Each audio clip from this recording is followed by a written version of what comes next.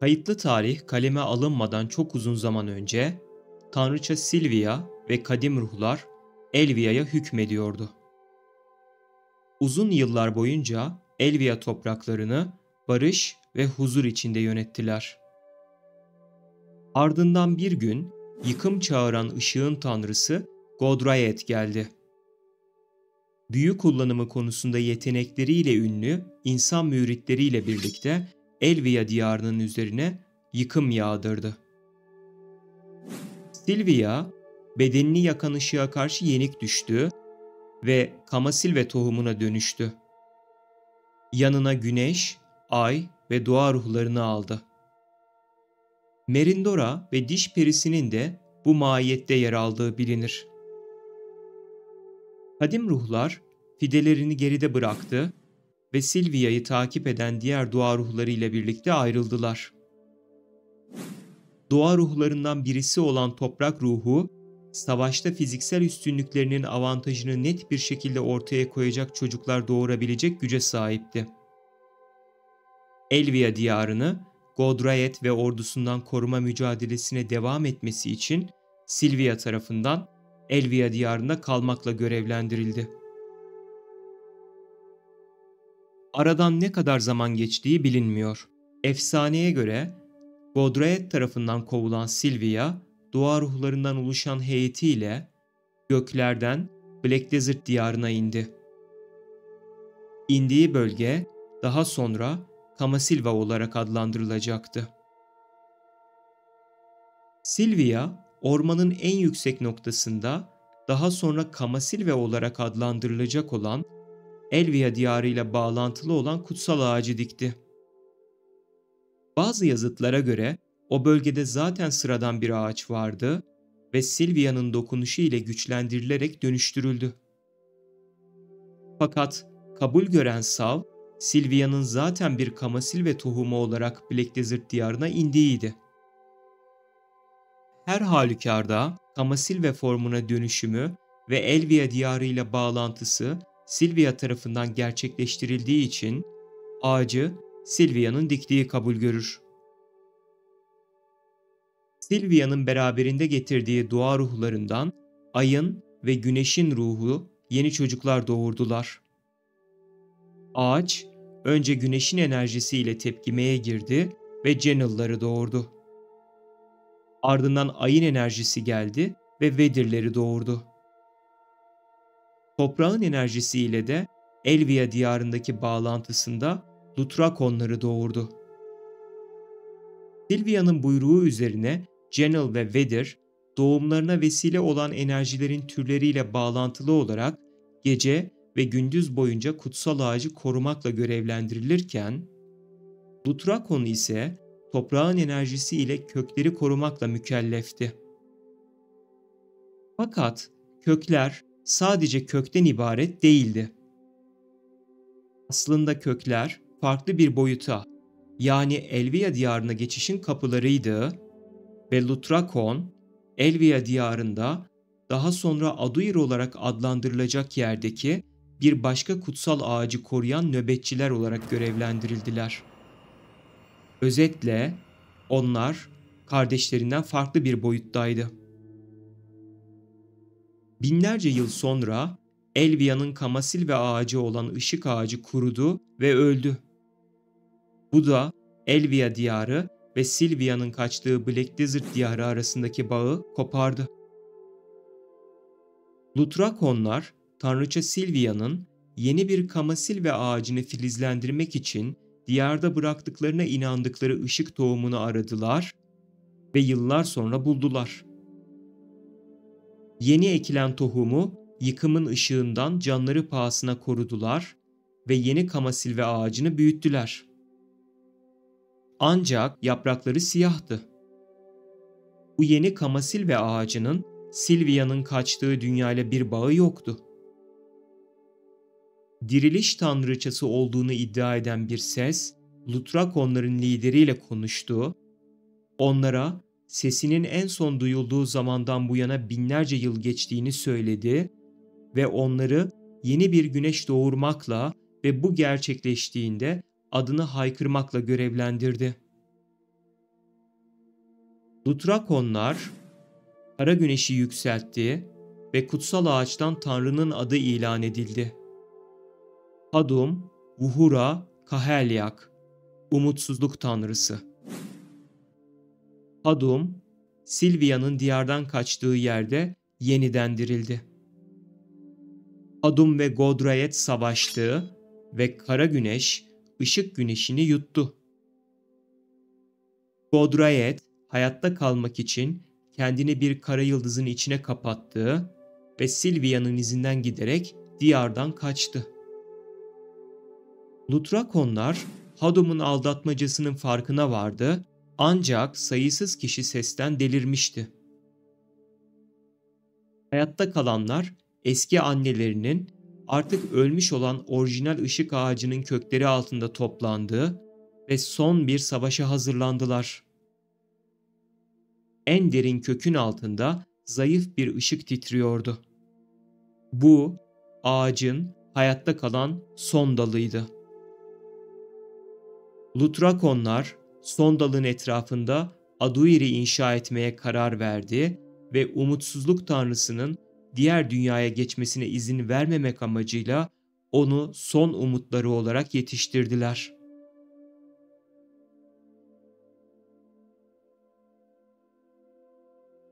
Ne zaman ve hangi koşullar altında var olduğunu bilmediğimiz, yalnızca kadim taş oda, Agris altarı ve benzeri gibi kalıntılarından yola çıkarak varlıklarından haberdar olduğumuz bir ya da daha fazla eski uygarlık bu topraklarda hüküm sürdü. Sage olarak da bildiğimiz Rux Mahadehkia, Tabua takvimine göre 237 yılında gözlemleri neticesinde 49 yıl sonra düşeceğini hesapladığı bir kara ruh meteoru hakkında uyarılarda bulundu. Halkın ve uygarlık yöneticilerinin bu konuyu önemsemediğini gördüğünde, kendi yöntemleri ile kara ruh meteoruna karşı önlemler hazırlamaya başladı. Tabua takvimine göre 286 yılında kara ruh taşı dünyaya çarptı. İçinden serbest kalan kara ruhlar dört bir yana salındı ve yakaladıkları canlı bedenlerin kontrolünü tamamen ele geçirmek üzere enfekte etmeye başladılar. Sage tarafından hazırlanan karşı önlemlerin devreye girmesine 7 gün vardı. Fakat dünya 3 günde küle döndü. Tüm uygarlıklarda kaos ve endişe hali hakimdi. Edana adı verilen insanlar, kara taşları ve ışık taşlarını kullanarak dünyaya yeniden düzen getirdiler. İçlerindeki kara ruhların üstesinden geldiler ve onlarla ortaklık kurmayı başararak ebedi gençlik kazandılar ve kalan kara ruhları ışık taşlarının içinde yer altına mühürlediler. Edana dünyayı kurtardı ve egemenliği altındaki topraklar barış ve refaha kavuştu. Edana'nın hikayesi, gelecekteki bir uygarlığın başına gelecek felaketin kehanetiyle birlikte şu anda Kadim Taş Oda olarak bilinen kompleksteki taş duvar resimlerine kazındı. Yine Kabua 286 yılında Ulumanlar ve Tehmel'in uygarlıklarının da bugünkü adıyla Ulu Kıta olarak bildiğimiz bölgede yaşamlarını sürdürdükleri bilinmektedir.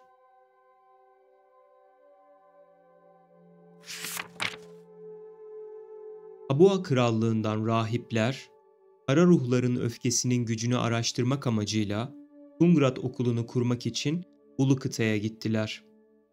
Ulumanlar onlara yardım etti. Termel'in yabanlarında inşa ettikleri yapılar, Ataraksiyon'un çekirdek kısımlarına tasarım olarak çok benzemekteydi. Tabuan rahipleri gizlice, günümüzde unutulmuş kayıtlar mezarı olarak adlandırılan yapıyı, Ataraksiyon'un merkezi parçası olan Protokea'nın suretinde inşa ettiler. Kara ruhların öfkesiyle ilgili araştırmanın bittiği gün ilginç bir olay yaşandı. Fakat dikkate değer görülmedi. Sadece bir gürültü diyerek geçiştirildi. Ancak bir süre sonra Tehmelun'da büyük bir felaket olduğu haberleri duyuldu. Gözleri kızıla dönüşen insanlar birbirlerini öldürüyorlardı. Kara ruhlar onları ele geçirmişti.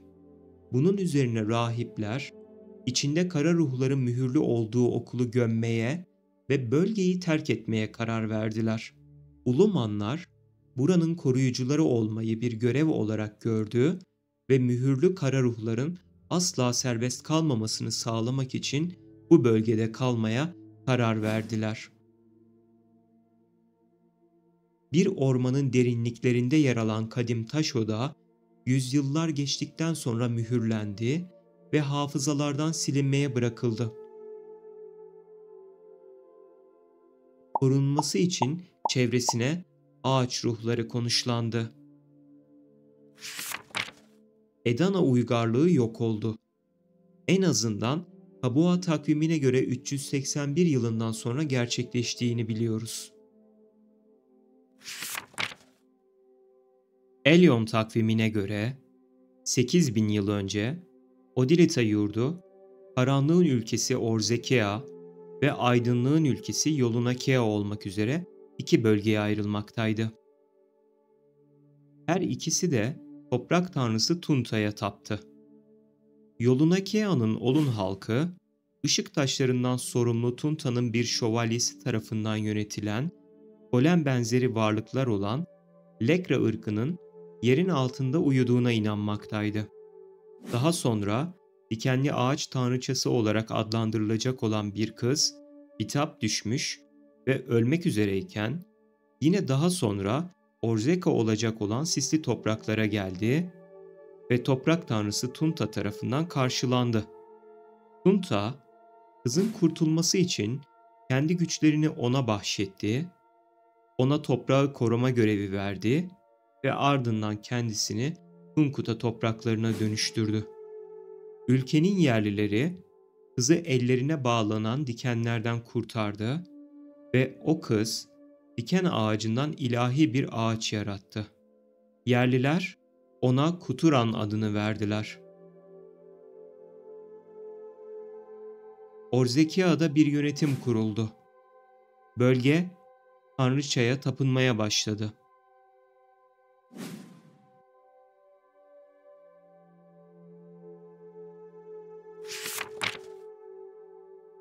Rahipler ilahi ağaç Kuturan'dan tanrıçanın bereketi kutsamasını almak için düzenli olarak çocukları ona kurban etmeye başladılar. Halkın genelinin bundan haberi yoktu. Orada esir tutulan çocukları sakinleştirmek için onlara oynamaları adına pirinç ve bronzdan yapılma bebekler verildi. Ülkenin dahi mimarı Kantarnia, Orzekia'nın başkentini ve bundan sonra Dikenli Ağaç Kalesi olarak isimlendireceğimiz Thornwood Kalesi'ni inşa etti. Adum'un hizmetkarı gölge yılan Ibedor, çocukların pirinç bebekleriyle söyledikleri umut şarkıları sayesinde ülkeyi buldu ve bölgeyi koruyan masmavi alevi aşmayı başardı. Ibedor tarafından oyuncak bebeklere hayat bahşedildi ve geri püskürtülmeden önce Orzekia'yı kasıp kavurdular. Dayfin Raisa olarak adlandırılacak bu bebekler Orzeka'yı terk etti. Bölgeden yayılan umudu başarıyla yok eden Ibedor da hükümdarı Hadum tarafından verilen göreve devam etmek üzere bölgeden ayrıldı. Dönemin kralı Belshuan ve cadısı Hexamoa, Ibedor'u bulup yok etmek için bir yılan avı başlattı. Ancak yılan bulunamadı. Hexamoa, hükümdarı tanrıçanın artık eski gücünde olmadığına ve toprakları koruyamadığına, onları koruyabilecek yeni bir tanrının yaratılması gerektiğine ikna etti ve Kuturan ağacının altından kendisinden istenen her dileği yerine getiren umut tanrısı Kızarka doğdu.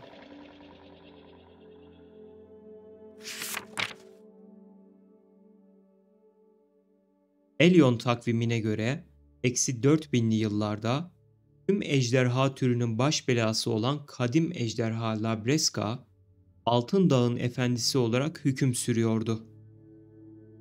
Diğer ejderhalar dağın gölgesinde saklanarak yaşadı. Ejderha Nowhere, kadim ejderha Labraska tarafından Drekhan'dan kovuldu. Bir gün Labraska büyük bir güce sahip oldu. Alevi, tanrıları bile yok edebilecek güce ulaşmıştı.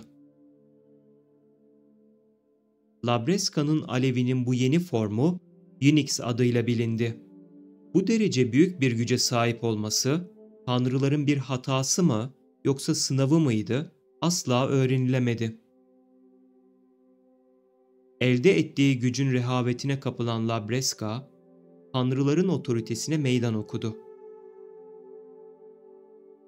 Tanrılar onun 2 kanadını da kırdı ve 4 ayağını keserek sonsuz bir kışa mahkum edince, Altın Dağ'ın şanı sonsuzluğun derinliklerine gömüldü.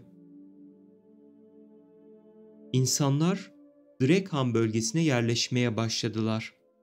Fakat Labreska'nın yokluğunda sürekli olarak ejderhaların saldırısına uğradılar. Labreska değersiz bir görünümle birinci ölümünü deneyimlemişti. Görünüşte ölüydü, ancak Unix veya başka bir şey onun ikinci bir hayat yaşamasına izin verdi.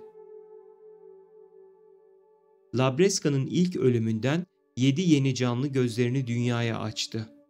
Bölgedeki diğer canlılar onları Sonsuz Kış Dağı'nın 7 cadısı olarak adlandırdı. Bataklığın cadısı Marsh, çoraklığın cadısı Avina, yıldırımın cadısı Bronte, sıcaklığın cadısı Lessa, yarığın cadısı Setra, çöküşün cadısı Kehel, boşluğun cadısı Ereta. Yıldırımın cadısı Bronte, ejderhanın kanatlarını kopardı. Çöküşün cadısı Kehel, ejderhanın pençelerini çürüttü. Yarığın cadısı Setra, ejderhanın pullarını kesti. Sıcaklığın cadısı Lessa, ejderhanın enerjisini kesti. Bataklığın cadısı Marsh, ejderhanın ayak bileklerini bağladı. Çoraklığın cadısı Avina, ejderhanın nefes borusunu kesti. Ve son olarak boşluğun cadısı Ereta, ejderhalara duyulan korkuyu unutturdu. Bu noktada küçük bir düzeltme yapmam gerekiyor. Aslında edit ve seslendirmeyi farklı zamanlarda yaptığım için bu bölgeyi düzeltmek daha uzun zaman alacaktı. O yüzden araya girmek daha mantıklı. Burada sanki cadılar Labreska üzerinde bu işlemleri yapıyormuş gibi anlatılıyor. Aslında çeviride böyle geçiyor. Yıldırımın cadısı Bronte ejderhanın kanatlarını kopardı diyor. Burada direkt gözümüzde aslında Labreska canlanıyor. Fakat burada aslında söylenmek istenen şey şu. Labreska Altın Dağ'a hükmederken diğer ejderhaların kafasını bile mağaralardan çıkarmasını engelliyordu. Amacı bölgedeki insanları savunmaktı. Aslında Labreska insanları diğer ejderhalardan koruyordu. Ve Labreska'nın ölümünde ortaya çıkan bu 7 cadı her biri bir alanda uzmanlaşarak bölgedeki insanları yine diğer ejderhalardan korumaya başladılar. Bu arada Marsh'ın 3 tane kolu varmış, şu an görüyorum. Bunu çok geç gördüm. Neyse.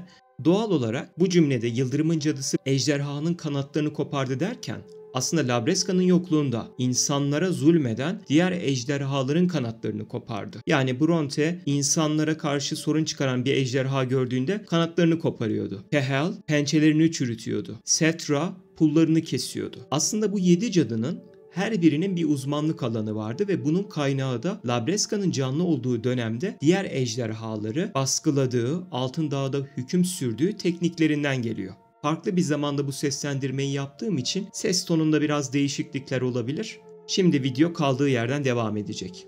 Altın ejderhanın yokluğunda cadılar mistik güçlerini, bölge sakinlerini ejderhalardan korumak için kullandı. Ancak karşılığında insanlardan kurban aldılar.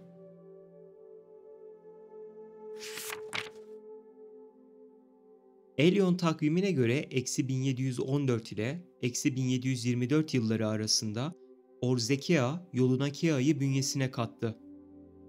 Orzeka'nın imparatorluğu olarak da adlandırılan Orzeka Krallığı, Tanrıçanın verdiği bilgi, ilahi ağaç Kutura'nın ışığı ve Kızarka'nın nimetleri ile gücü sayesinde kuruldu ve yaklaşık 1000 yıl boyunca gelişti. Bununla birlikte başkalarını kontrol edebilen Orzeka ışık taşı ve toprağı koruyan masmavi alev gibi cihazlar geliştirildi ve Orzeka'da doğan insanlara eğer ayrılırlarsa topraklarına geri dönmeleri için bir şarkı aşılandı. Yeni Tanrı ile birlikte Orzekan ışık taşı ulustan gelen her türlü ışık izini söndürmek, absorbe etmek için kullanıldı ve bu şekilde umutsuzluğun gölge yılanının onları unutacağı ve kara güneşin topraklarına zarar vermeden üzerlerinden geçeceği umuldu. Elyon takvimine göre -1714 ile -1000 yılları arasında bir Battlegear yani savaş teçhizatı şimdiki adıyla La Orzeka olarak bilinen tanrıçanın gücüyle ve açgözlülüğün efsanevi enkarnasyonunun yani Arzu'nun tecessümünün görüntüsüyle yaratıldı. Orzeka halkından daha zayıf ve kısa boylu olan Olun kabilesi, hiçbir şeyin yetişmediği çorak bir toprakta yaşamaya zorlandı ve ayrımcılığa uğradı. Çok geçmeden yeni tanrı Kızarka'ya kurban edilecek çocukların ve şarapların yerine kullanıldılar. Orzeka'nın seçkin yönetici sınıfı bir bilgi hazinesi olan uykuya dalmış mezar mahzenini keşfetti.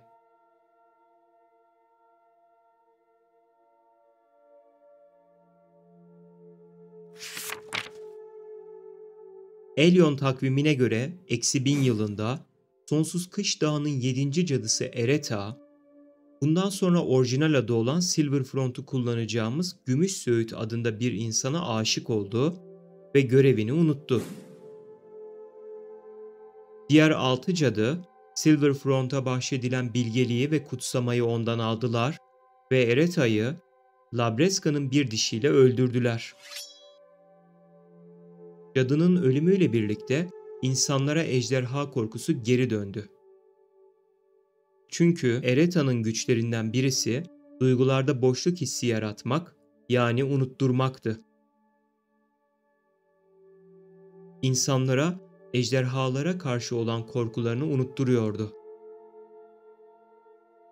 Halk bunun 6 cadıdan gelen bir lanet olduğuna inandı. Ereta son darbeyi almadan ve kutsamasını kaybetmeden hemen önce gücünün kalan kısmını kullanarak diğer cadılara olayı unutturdu ve kaçtı. Silverfront, cadıların lanetinden kurtulmak ve kaybettiği güç ve bilgeliği geri kazanmak için dilekleri yerine getiren Tanrı'yı bulmak üzere Orzeka'ya gitti. Kızarka, Silverfront'a dileğini yerine getireceğini ancak laneti bozmak için Unix'e ihtiyacı olduğunu söyledi. Silverfront, ejderhanın cesedine yerleştirilmiş alevi bulup geri geleceğini dile getirdi. Altın Dağ'a geri döndüğünde zar zor hayatta kalan Labreska ile karşılaşan Silverfront, dilekleri yerine getiren Tanrı'nın kendisini kandırdığını anladı, çünkü alev onu öldürmek için yapılmıştı. Silverfront, Labreska'da Ereta'ya olan aşkını gördü. Ona körü körüne aşık oldu ve Labreska ile ilgilenmek için orada kalmaya karar verdi. Aşk uğruna gücünü ve otoritesini, cadı kimliğini terk eden, hatta çok sevdiği insanlara sırtını dönmüş olan Ereta, bunu öğrenince büyük bir kedere kapıldı ve ölümü seçti. Öfkeyle dolup taşarak saklanan ejderhaların inine girdi ve onlar tarafından yenmeyi teklif etti. Bunu yaparak ejderha türünün Altın Dağ'a yıkım getirebileceğini iddia etti. Marktanan adlı genç bir ejderha göz bebeklerinden birini çıkardı ve bu göz bebeği cadıyı yuttu. Benim uzak atalarım o ritüeli gördü demek. Genç bir ejderhanın kendi göz bebeklerinden birini koparıp keskin göz bebeğinin terk edilmiş cadı Ereta'yı yiyip yuttuğunu yani.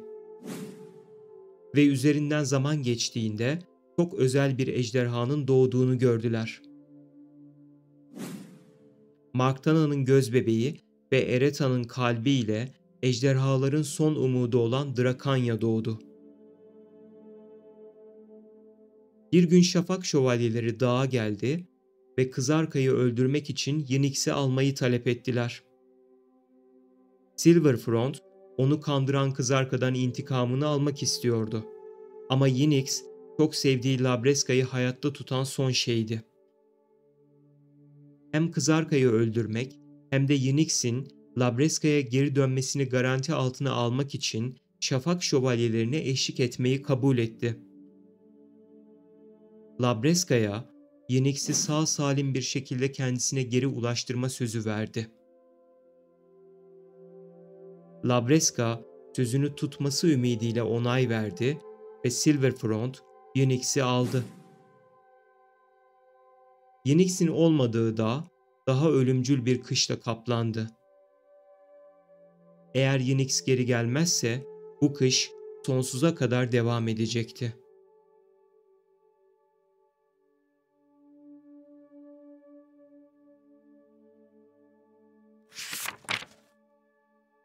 Orzeka, verilen dileklerin açgözlülüğü nedeniyle kendi kendini yok etmeye başladığında, Orzeka'ya ulaşan Silverfront ve Şafak Şövalyeleri, Kızarka'yı öldürmek için Ynx'i kullandı. Kızarka'nın tapınağını ve Tanrı'nın tüm izlerini, Bahit'la Lekona'nın da desteği ile kutsal alev Ynx'i kullanarak yaktılar.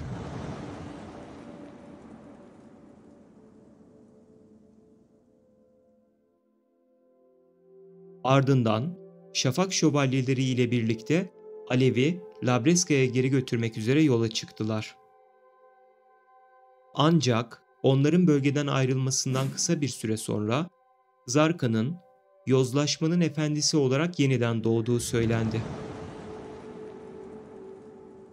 Yozlaşmanın efendisi Kızarka delirmişçesine etrafına zarar veriyordu. Gücünün yettiği alan içinde kalan her canlı ondan nasibini alıyordu. Ayrıca tanrılarının ölümüne tepkili olan Orzeka sakinleri de çeteler oluşturuyor ve saldırgan tutumlar sergiliyordu. Dirilen Kızarka'nın yaydığı yozlaşma ve yıkım bir noktada Edana tarafından durduruldu ve Kızarka Edana tarafından mühürlendi. Kızarka'nın hapsedildiği sonsuz karanlığa açılan girişin etrafında bir tapınak inşa edildi. Dağa dönüş yolunda Silverfront, Drakanya grubu tarafından pusuya düşürüldü ve öldürüldü. Şafak Şövalyeleri Ynx'i aldı ve kaçtı. Edana veya Edana soyundan geldiği tahmin edilen bilginler, tapınağa giden tüm girişleri mühürledi. Bilinen girişler Kalfeon Tapınağı ve Serendia Tapınağı'ndaydı. Olun Vadisi boyunca yerden yükselen golem benzeri varlıklar ortaya çıktılar ve ardından uykuya daldılar. Golem olayından hemen önce veya hemen sonra Bahit'le Lekona, Hexemoa'yı kendi yarattığı hissizlik bataklığına ölmesi için hapsetti. Hissizlik bataklığı, dikenli ağaç tanrıçasına kurban edilecek çocukların tutulduğu yerdi. Orzeka'da tanrılarının ölümü nedeniyle sinirlenen halkın yarattığı çatışmalar ve genel kaos durumu yatışıp işler yoluna girdiğinde Bahit'le Lekona, Ynx'e hizmet etmek ve hayatını adamak üzere ebedi kış dağına gitti. Fakat oraya vardığında Silverfront ve Şafak Şövalyelerinin Ynx'i Labreska'ya geri götürmediklerini öğrendi.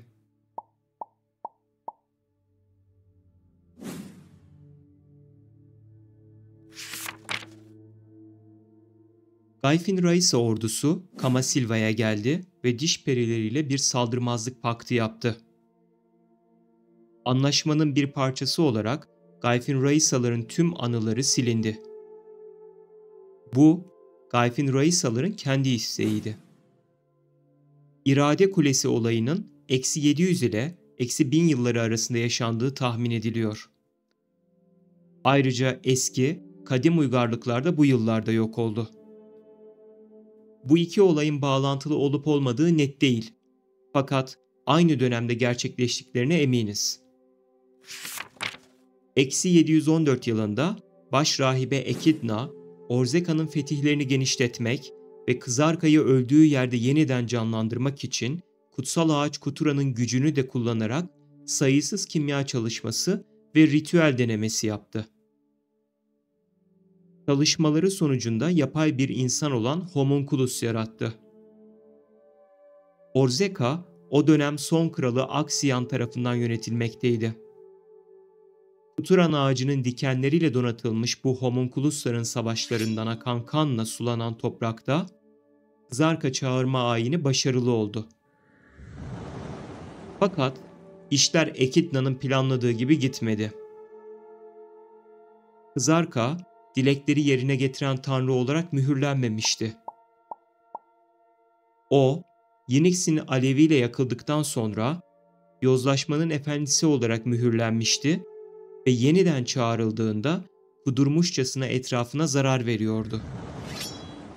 O kudurdukça Orzeka parçalanıyordu.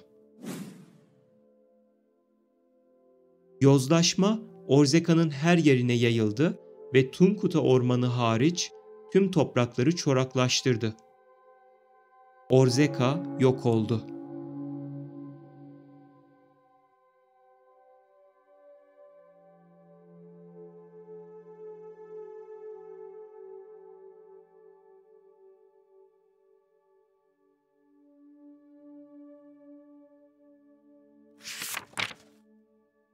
-500 yılında Labreska akıl sağlığını kaybetmeye başladı. Çünkü bir şey onu içten içe kemirmekteydi. Yaşadığı bu yozlaşma sadece Unix tarafından uzak tutulabilirdi ve o olmadan yavaş yavaş tükeniyordu. Yozlaşmanın gerçek formu kara ruhun kökeniydi. Yani Unix ortadan kaybolunca Labreska'nın bedeni kara ruh tarafından ele geçirilmeye başladı. Sonsuza dek buralarda olamayacaklarını ve tarih boyunca deneyimledikleri sorunların tekrar tekrar yaşanacağını bilen altı cadı, yerlerine geçecek bir kış savaşçısı aramaya başladılar. Yaşadıkları zorlukların üstesinden gelebilecek ve karanlıkla savaşmak için Unix'i ele geçirebilecek bir kişi. -500 yılından sonra kesin tarihi bilinmeyen bir zaman diliminde Labreska, kara ruh tarafından umutsuzluğun eşiğine sürüklenerek ölüme gittikçe yaklaştı. Labreska'nın döktüğü üzüntü dolu gözyaşları bembeyaz karlarla buluştuğunda Okjinsini doğdu. Sessizliğe gömülüp hareket etmeyi bıraktığında tüm vücudunu saran yaralardan yeni bir can olan Abets doğdu. Son olarak yıllarca özenle koruduğu kucağından ejderha kanıyla kaplı olanlar doğdu. Bunlar daha sonra ejderhanın yumurtalarından doğan Guardianlar olarak bilinecekti. Dağın eteklerinden sesler duyuldu. Labreska'nın tam anlamıyla öldüğü an, dağın başına karanlık bulutlar ve felaketler üşüştü. Altı cadı da o vakit öldü.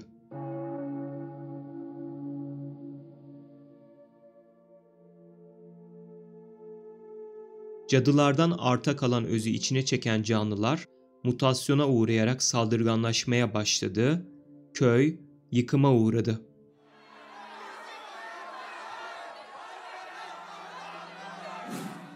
Labreska'nın ölümünün ardından devam eden umutsuzluk, yeni bir umutsuzluk biçimini ortaya çıkardı. Hadum'un bir parçası olan uçsuz bucaksız bir alev. Alev, uykudaki köken barınağında mühürlendi. Altı cadının ölümünden sonra onlara hizmet eden 6 insan kabilesi tek başlarına kendilerini ejderhalara karşı savunamayacaklarını ve dağın etrafındaki giderek soğuyan ortamda hayatta kalma becerisine sahip olmadıklarını fark etti. Bölge dışına göç etmeye başladılar. Abetsler artık insanlar tarafından terk edilmiş olan Zviyer yaylalarını ele geçirdi ve bölgeye yerleşti.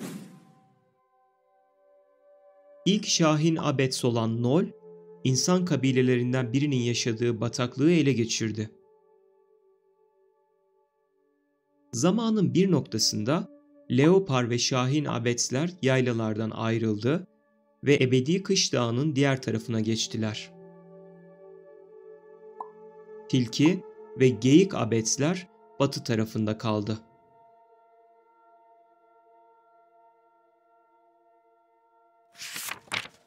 Takip eden yüzyıllar boyunca Odilita'daki kurak topraklara birçok farklı grup yerleşmiş, ancak şu ana kadar bu süre zarfında bölgede kurulan herhangi bir ülke hakkında bilgi bulunamamıştır. Bu durum, Orzeka'nın toprağını saran lanetin, bölgenin kalıcı yerleşimini tehlikeli kılmasından kaynaklanmaktadır. Valencia topraklarında uyanmışlardan biri genç bir adamı eski bir taş odaya götürdü. Kapalı olan kapı açılınca herkesin diz çöküp taş odaya yöneldiği basamakları geçerek hazineyle dolu odaya ulaştı. Gencin her şeyden önce altın taca elini uzatarak aldığı bu an, Valencia krallığının ve ilk kralının doğduğu andı.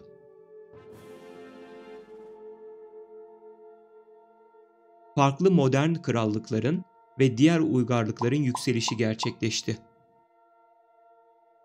Spesifik olarak modern uygarlıkların kurulduğu net tarih bilgisi henüz bilinmese de, bu uygarlıklar Kamasilva, Kalfeon, Balenos, Serendia'ydı.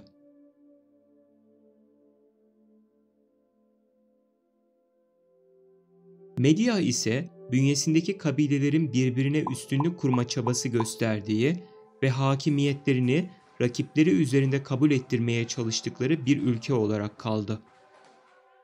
Barbar kabilelerin Medyah topraklarında hak iddia ettiği iktidar mücadelesi yüzlerce yıl sürdü.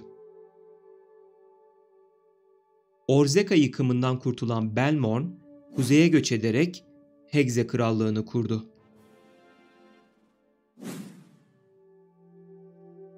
Kraliyet ailesi ve krallığın güç merkezi 3. kuşak sırasında Valencia kalesinden Valencia şehrine taşındı.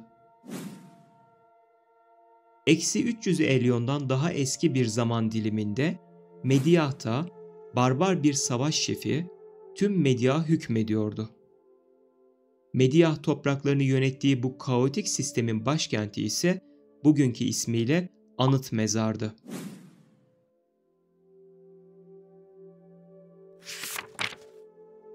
Eksi 300 yılında Mediah ülkesi ile Lema adası arasında aktif bir deniz ticareti koridoru bulunmaktaydı. Mediah Kalesi ve çevresinde yapılan arkeolojik kazılar bunu destekliyor.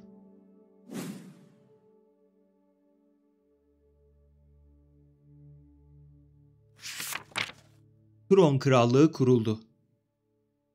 Kron Kalesi kralının ölümünden sonra Bartali, Balenos'un kurucu kralı olarak taç giydi. Noir, Bartali hanesinin 3. hükümdarı olarak tahta çıktı. Onun hükümdarlığı sırasında muhalefet tasfiye edildi, soylular dizginlendi ve krallık zenginleşti. Kral Noir'in savaş zamanlarında felaketi önlemek için Balenos'un koruyucu tanrısı Ramones'i kullandığı söylenmektedir. İnsanlar ve Tepegözler birbirlerinin topraklarını ele geçirmek için savaştılar. Daha güçlü bir fiziğe ve sayıca üstünlüğe sahip olan Tepegözler, zayıf insanları mağlup etmek üzereyken büyük büyücü Kartiyan ortaya çıktı ve tek başına Tepegözler üzerinde üstünlük kurarak savaşı sona erdirdi.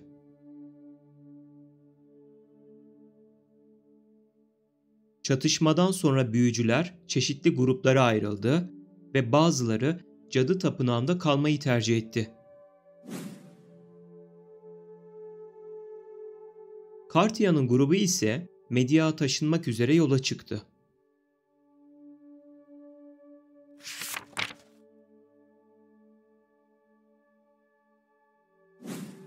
Eksi 14 yılında Kartiyan'ın grubu Medyah topraklarına ulaştı ve Alan Serbin ile birlikte büyücü kasabası Tarif'i kurdu. Kartiyan'ın kitabı ve Kartiyan'ın tırpanı, köyün ortasında büyülü bir ağaç olan Nantusa Letusa'nın altına mühürlendi. Bu olayın öncesinde veya sonrasında, ama kesin olan odur ki çok yakın bir tarihte Büyücü Kulesi inşa edildi.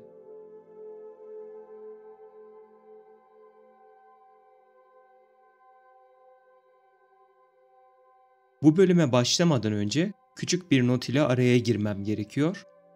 Bu bölümde Elvia diyarına geri döneceğiz.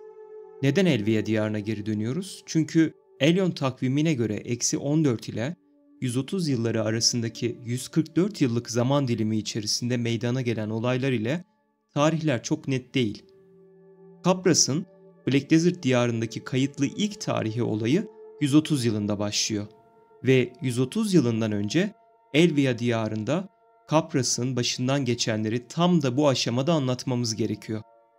Çünkü Elvia diyarında Kapras'ın başından geçen olaylardan sonra Kamasilva olayları başlayacak ve ardından içerisinde Kapras'ın geçtiği kayıtlı ilk tarihi evraklarımızın listelendiği 130 yılı ile devam edeceğiz.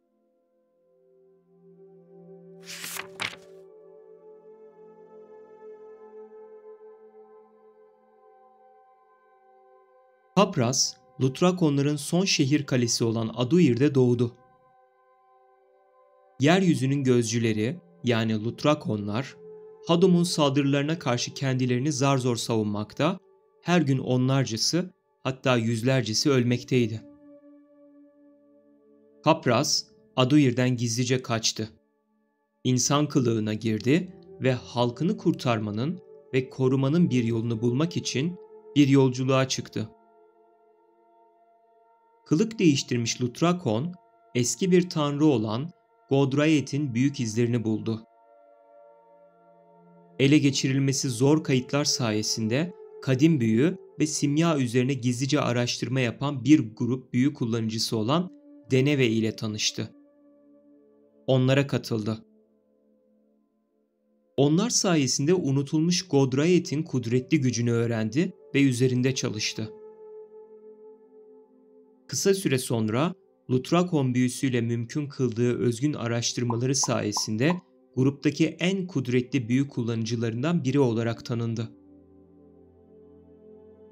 Bir gün Hadum ve takipçileri Denevelerin saklandığı yeri keşfetti ve çoğunu katletti. Tüm araştırmaları ve malzemeleri küle döndü. Hayatta kalan Deneveler, kendilerine katılan son kişi olan Kapras'ın bir hain olduğundan şüphelendi ve Kapras kaçmak zorunda kaldı. Denevelerle birlikteyken öğrendiği bilgiler ona yön verdi ve birçok kriz ve zorluktan sonra unutulmuş kadim tanrıya adanmış eski bir sunak buldu. Sunak üzerinde çalışmaya başlamadan önce Hadum'un sesi içinde yankılandı ve Lutrakon'u kendi iradesine hizmet etmeye ve emirlerini yerine getirmeye ikna etti.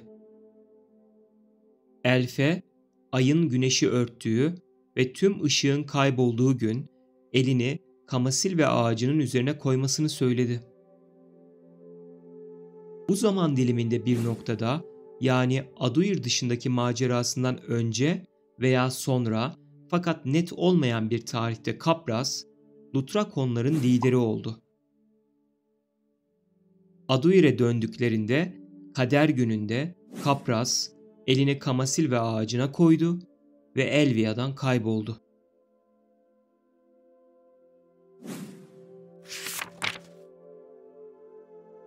Bir Lutrakon olan Kapras, Kamasilve ağacının köklerinden ortaya çıktı. Yarı baygın şekilde tanrısı olan Hadum'un adını sayıklıyordu. Garip davranışları ve kıyafetleri nedeniyle Genel ve Vedir elfleri hayatına son vermek için hazırlanırken, ormanın ruhları insan kılığına girmiş bu garip elften tanrıça Silvia'nın kokusunun yayıldığını, bu nedenle onu öldürmek yerine sürgün etmelerini söyledi. Kamasilva sakinleri ilk kez Kamasilve ağacının diğer tarafındaki Aduir'in farkına vardı.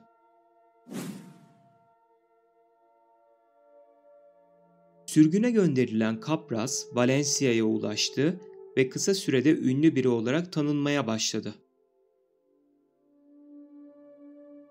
Etrafında bir mürit tarikatı oluştu. Kendilerine Kapras tarafından Çağrı adı verildi. Kapras, bir gözlemevi aracılığıyla bir göktaşı tespit etti ve göktaşını inceledi. İçinde bir varlık yaşıyordu. Ona Kara Yıldız adını verdi. Nüfusu arttıkça kraliyet ailesi Kapras'ın eylemlerinden ve varlığından rahatsız olmaya başladı. Yasak simya teknikleri kullandığı gerekçesiyle Plaku'ya hapsedildi ve ölümle cezalandırıldı. Fakat Hadum'un bahşettiği ölümsüzlük nedeniyle defalarca kez yeniden dirildi.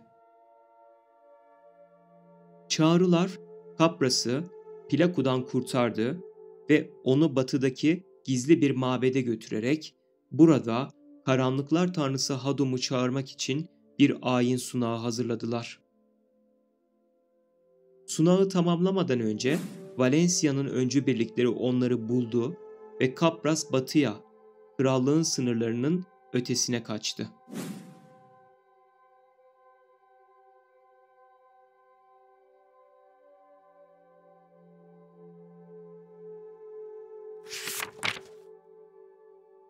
...130 ile 140 yılları arasında ölümsüz simyacı Kapras doğudan Balenos'a geldi ve Kral Noir'i ölümsüzlük bahşetme karşılığında efendisini yani Hadum'u çağırma planlarında kendisine yardımcı olmaya ikna etti.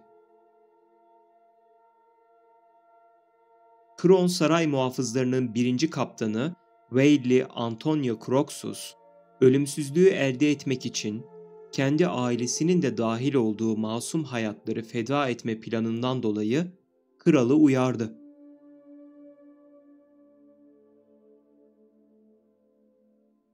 Kral onu idam ettirdi. Antonio Croxus'u idam eden 3. Bartali'nin muhafız kaptanı, daha sonra sadakatini tam anlamıyla efendisine adadı. Daha iyi hizmet edebilmek için simyacı Kapras'ın yardımıyla bugün Bartali 3'ün Fantom Şövalyesi adıyla bildiğimiz doğaüstü bir varlığa dönüştü.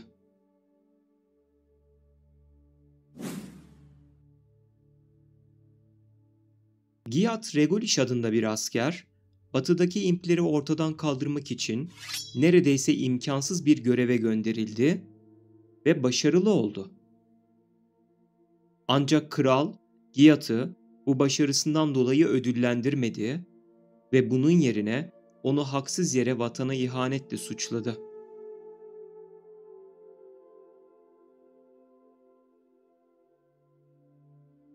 Giat masum olduğunu iddia etti ama kimse onun tarafında değildi. Tek suçu babasının daha önce devrilen grubun lideri olmasıydı. Eskiden sadık bir vasal olan Giat, kısa süre sonra içinde yaşadığı dünyadan tiksindi. Öfke, zihninin zayıfladığı ve kırıldığı noktaya kadar onu yıprattı. Ölümsüz simyacı Kapras'a suikast düzenlemeye çalıştığında, Kapras onu insan ve goblin formları arasında kalmış tamamlanmamış bir varlık olan Giyat'a dönüştürdü. O andan itibaren Giyat hakkında kesin olan tek şey insanlığa karşı duyduğu nefretti.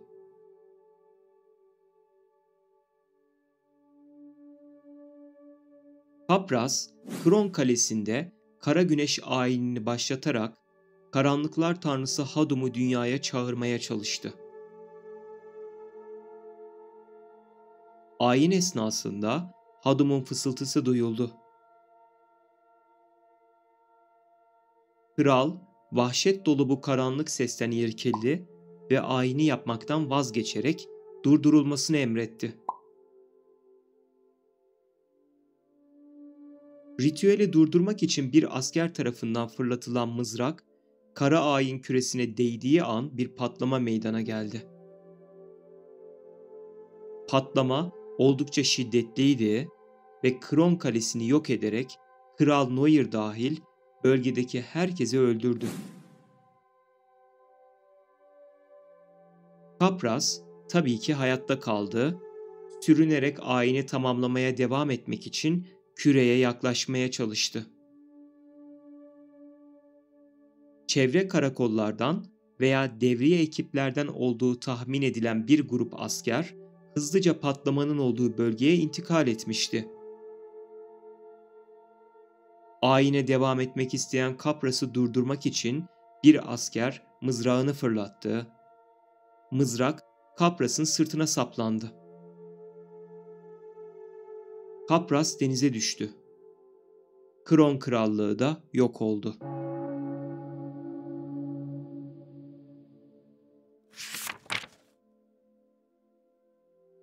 ...130 ile 140 yılları arasındaki 10 yıllık dönemde Kızarka, Hegze Krallığından Belmorn ve cadı Hegze Maria tarafından çağrıldı. Şafak Şövalyeleri, Belmorn'un fethini durdurmak için farklı uluslardan oluşan bir koalisyon kurdu ve bu koalisyonun faaliyetlerini organize etme görevini üstlendi. Kızarka bölgeden uzaklaştırıldı. Ulu kıta topraklarında Mediah'ın kurucu kralı olacak olan Barrett, Kızarka'yı karşıladı. Zor ve uzun bir savaşın ardından Barrett, Kızarka'yı yendi. Bu karşılaşma sırasında yolsuzluğun tanrısı Kızarka'nın döktüğü kan toprağı kirletti ve ulu kıta yaşam için uygun olmayan çorak bir araziye dönüştü. Barrett, çorak arazinin kuzeyinde kalan, toprağı daha verimli olan bölgede Mediah Krallığını kurdu. Hegze Krallığı yıkıldı ve son kralı olan karanlığın hükümdarı Belmorn yok edildi. Savaş ganimetleri arasında bulunan Belmorn'un ölümsüzlük özü ele geçirildi ve Serendia'nın batı sınırlarını koruyan gözetleme kulesinin altındaki kapalı labirente gömüldü ve mühürlenerek Şafak Şövalyelerinin bir birliği tarafından koruma altına alındı.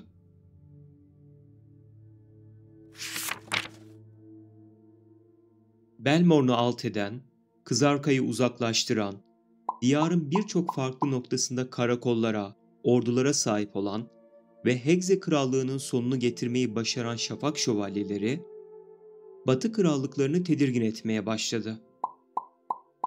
Krallıklar, kendi orduları dışında herhangi bir etnik bağlılığı bulunmayan, güçlü bir ordunun varlığı konusunda endişelerini açıkça dile getirdiler. Ayrıca Şafak Şövalyelerine ideolojilerini sorgulayan ve amaçlarını ifade etme noktasında daha şeffaf olmalarını dile getiren ulaklar göndererek, Şafak Şövalyelerinin ustası Kalyus'tan bağlılığını açıklaması talebinde bulundular. Tüm bu gelişmelerden ve yoğun diplomatik iletişim trafiğinden sonra Kalyus, herhangi bir krallığa bağlı olmadıklarını ve olmayacaklarını dile getirerek Şafak Şövalyelerinin tarafsızlığını resmileştirdi ve uluslar arasında gerçekleşecek, kendilerini ilgilendirmeyen anlaşmazlıklarda tarafsız kalacaklarını ilan etti.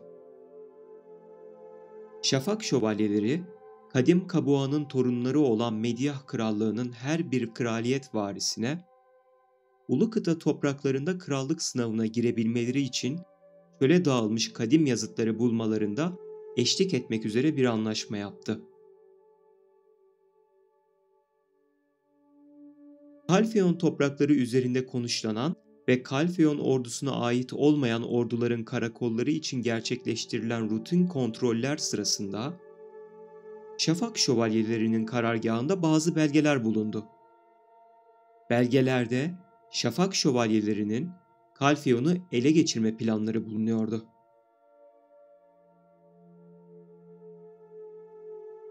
Oldukça hızlı bir aksiyon ile Şafak şövalyelerine karşı bir temizlik operasyonu başlatıldı.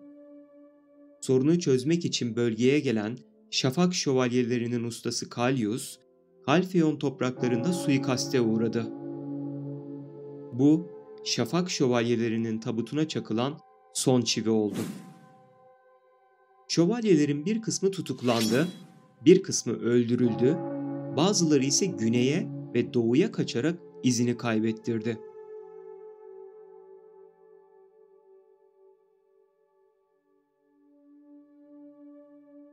Fakat Şafak şövalyelerine ait birliklerin yalnızca bir bölümü Kalfeon karargahında bulunuyordu.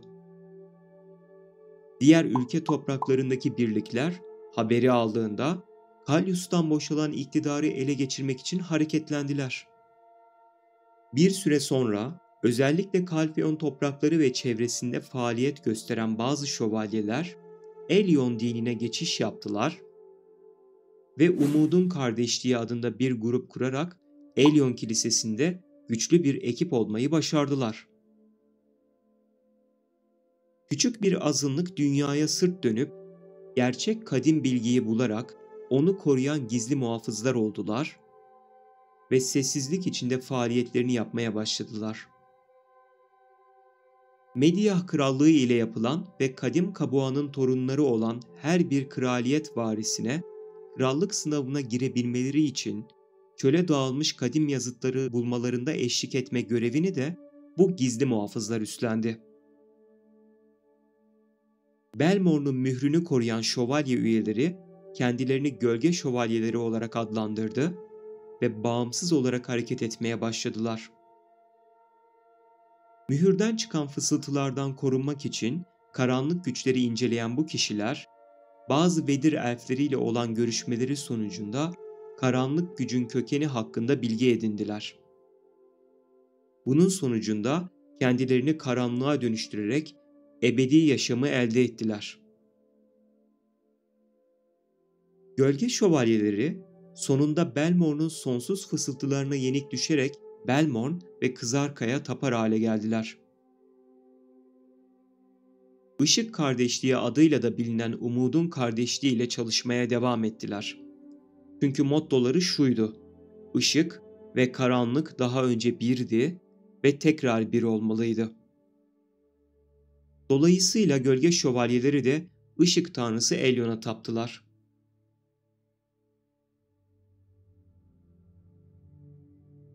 Bedenine saplı mızrak ile onlarca yıl bilinçsiz şekilde deniz yüzeyinde ve zaman zaman dibinde sürüklenen Kapras, İlya adasında kıyıya vurdu. Bedenine bir çoban denk geldi ve onu sürükleyerek köyüne götürdü. Kapras'ın bedeninden mızrak çıkarıldı, tedavi edildi ve temizlendi. Gözlerini açtığında Kapras, kendisiyle ilgilenen kadını gördü ve aşık oldu. Kaç yıldır yaralı olduğunu bilmiyor ve yıllarca sürecek kısmi hafıza kaybı yaşıyordu.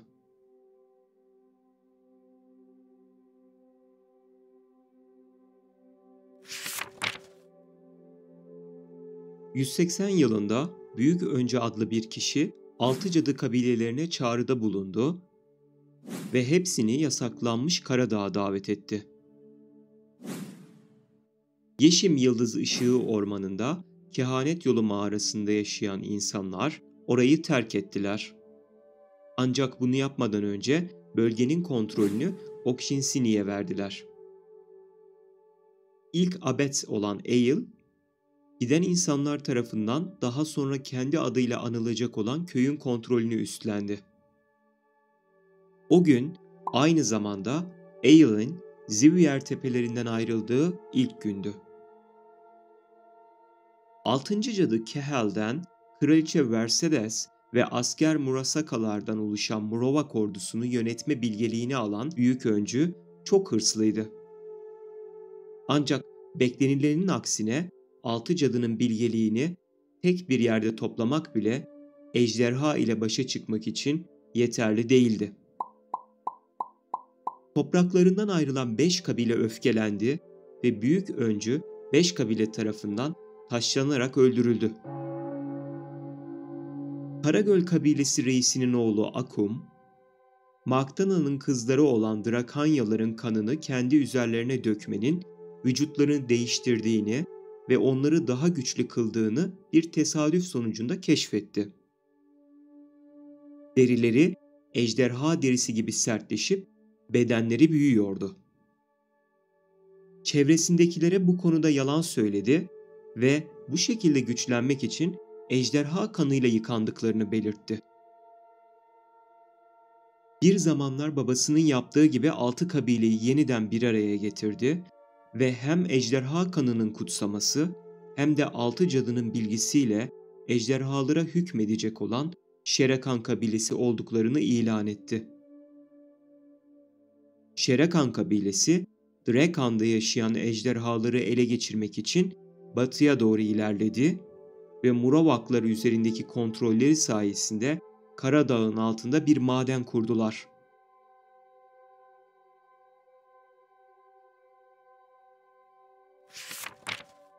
...185 yılında ileride Vel korsanları olarak da bilinecek olan korsan birliğinden Kaptan Leonar ve tayfası Okilla'nın gözünü keşfetti.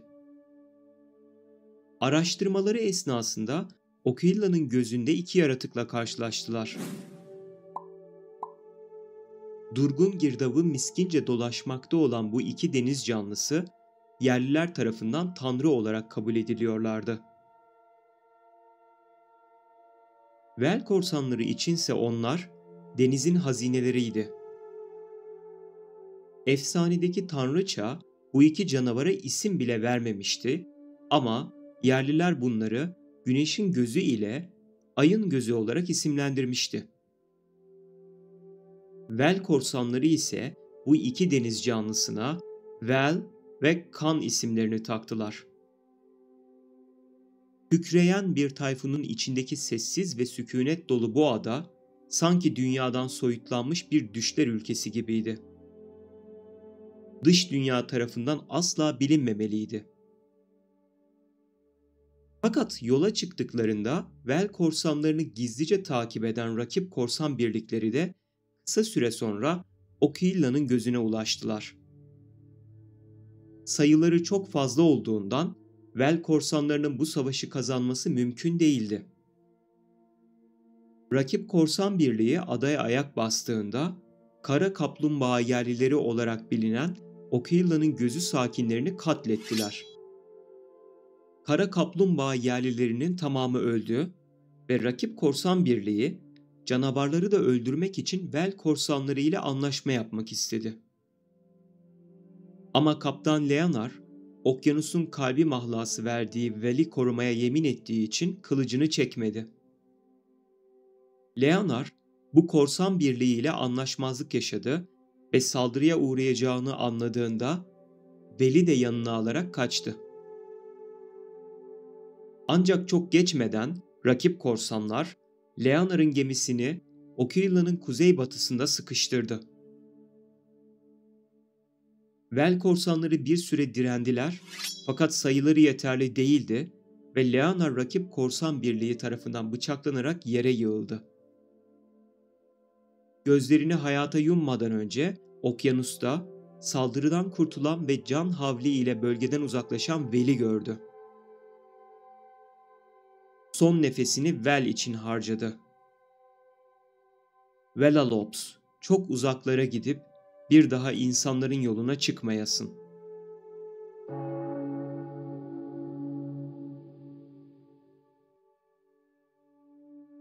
Rakip Korsan Birliği tayfası, Eferya sakinleri ve karanlık güç kullanıcılarından oluşuyordu.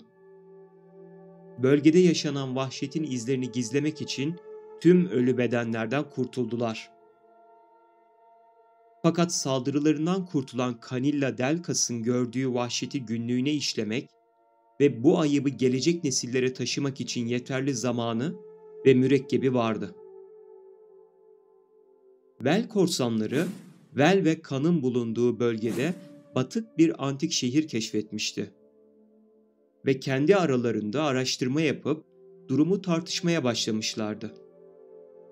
Bunlar şehirleri batıran ölümsüz canavarlar mı, yoksa o canavarların soyundan gelen zararsız yeni bir nesil mi gibi soruları elde ettikleri veriler ışığında yanıtlamaya çalışıyorlardı. Fakat rakip korsan birliğinin baskınına uğradıklarında araştırmaları yarım kalmıştı.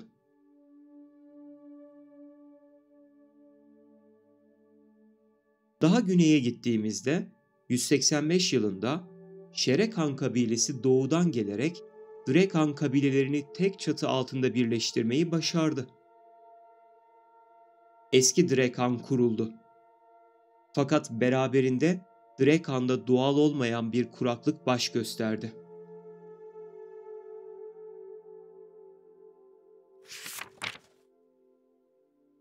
...185 ile 189 yılları arasında Drekan'da büyük savaş gerçekleşti. Kara ejderha Marktanan, ejderhalara önderlik ederek Drekan'ı yakıp yıktı ve ülkeyi küle çevirdi. Şerekanların büyük desteğiyle Drekan bölgesi kabileleri ejderhalara karşı uzun süre direnç gösterdi ve sonunda üstünlüğü ele aldılar. Ejderhalar hem Marktanan hem de Garmot'un kaçmasıyla mağlup edildi. Büyük savaştan geriye kalan Şerekanlar savaş yaraları nedeniyle ölüyordu. Bu kadar güçlü ve dayanıklı olmalarına rağmen Şerekanların kolayca ölmesi, ejderha kanına bulanmanın bedeli veya laneti olarak yorumlandı. Tek başına bir ejderhayı öldüren Akum, son nefesini vermeden önce öldürdüğü ejderhanın dişini varisine verdi ve "Bunu toprağa gömerek yağmurun kutsadığı yere yerleşin" dedi. Ejderhanın lanetiyle ölüp giden atasının sözlerine kulak veren varis, kabilesi ile birlikte uzun bir yolculuğa başladı. Şerekan demir madeni de dahil olmak üzere Drekan'ın en doğusu terk edildi.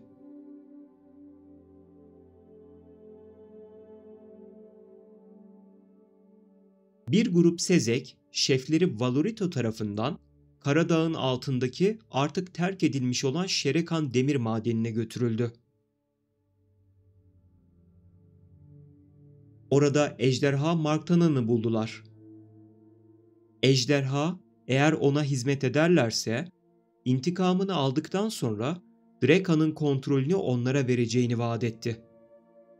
Sezek lideri Valorito bu teklifi kabul etti.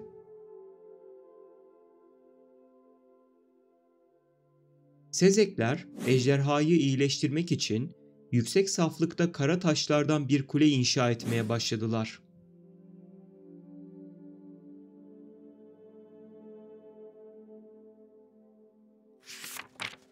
Akum'un ölmesiyle 199 yılı itibariyle Şerekan kabilesinin hayatta kalan son üyesi Tagal Şerekan oldu. Halfeon'da bir ejderha ortaya çıktı ve bölge halkına terör estirdi. Halfeon ulusu, Drekan'dan Şerekan'ın yaşayan son torunu olan efsanevi ejderha avcısı Tagal Şerekan'ı görevlendirdi. Tagal, korkunç bir savaştan sonra ejderhayı yenmeyi başardı. Fakat Kalfeon kendisine vaat edilen ödülü vermeyi reddetti. Tagal, misilleme olarak Kalfeon topraklarını, ülkeyi ve ulusu lanetledi ve bir gün başka bir ejderhanın bu topraklara geleceği ve Kalfeon'un sonunu getireceği kehanetinde bulundu. Ardından hiçbir iz bırakmadan kayboldu. Kuzeyde Yıllar geçtikçe hafızası yerine gelmeye başlayan Kapras, yaşadıklarını hatırlamaya başladı. Kafasının içinde sürekli duymakta olduğu Hadum'un fısıltıları da bu rejenerasyon sürecini hızlandırıyordu. Sonunda olanları hatırladı. Kron Kalesi'ndeki çağrının başarısızlık değil, sadece bir başlangıç olduğunu anımsadı ve kızı ile eşini İlya adasında bırakarak halkını Hadum'un gölgesinden, karanlığından korumanın bir yolunu bulmak için Kron Kalesi'ne gitti. Kaleye girdiğinde Kapras korkunç bir manzarayla karşılaştı.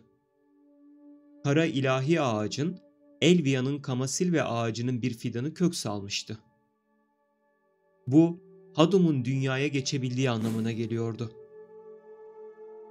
Fidanı kazıp çıkardı, kristal bir bilyenin içine yerleştirdi ve Hadum'un gücünü yok etmenin yollarını aramak üzere yola koyuldu.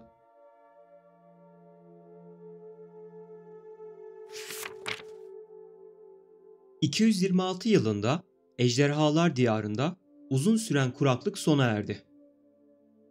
Kuraklık boyunca halkın dayanışma içerisinde bir arada yaşadığı Duvenkur'un, Drekan'ın yeni başkenti olarak inşa edildi.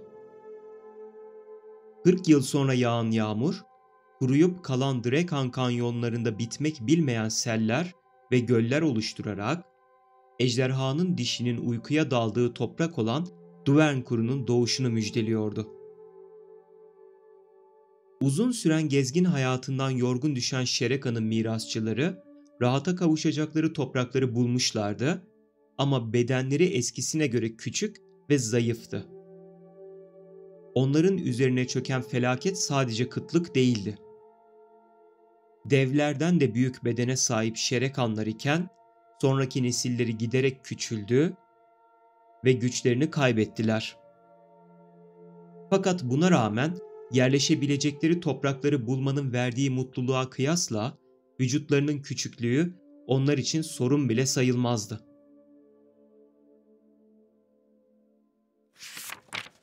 ...233 yılında 4. Kral İmur-Nesser ile kendilerini antik kalıntıların koruyucuları ilan eden Akman kabilesi arasında önce yalnızca fikir ayrılığı olarak görünen sorun büyüdü ve bir çatışma patlak verdi.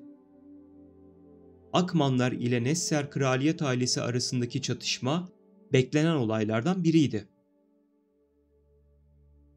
Valencia'nın kuruluşundan önce var ola gelen Akmanlar, kendilerine ait olan yapı ve bölgeler dışında sunulan hiçbir yere tabi olmadılar. Valencia çölündeki taş odağı, kadim eser gibi yapılar üzerindeki hak iddiaları nedeniyle aralıksız olarak krallık ile çatıştılar. 4. Kral İmur-Nesser ise Akmanları hanedana bağlı şekilde tek çatı altında toplamayı kendisine amaç edinmişti. Çölün bilgesi Danuman, kadimlerden gelen bir sırrı, halkın da bunu bilmesi gerekir diyerek kitleleri açıklamaya çalıştığı için Valencia'dan sürgün edildi.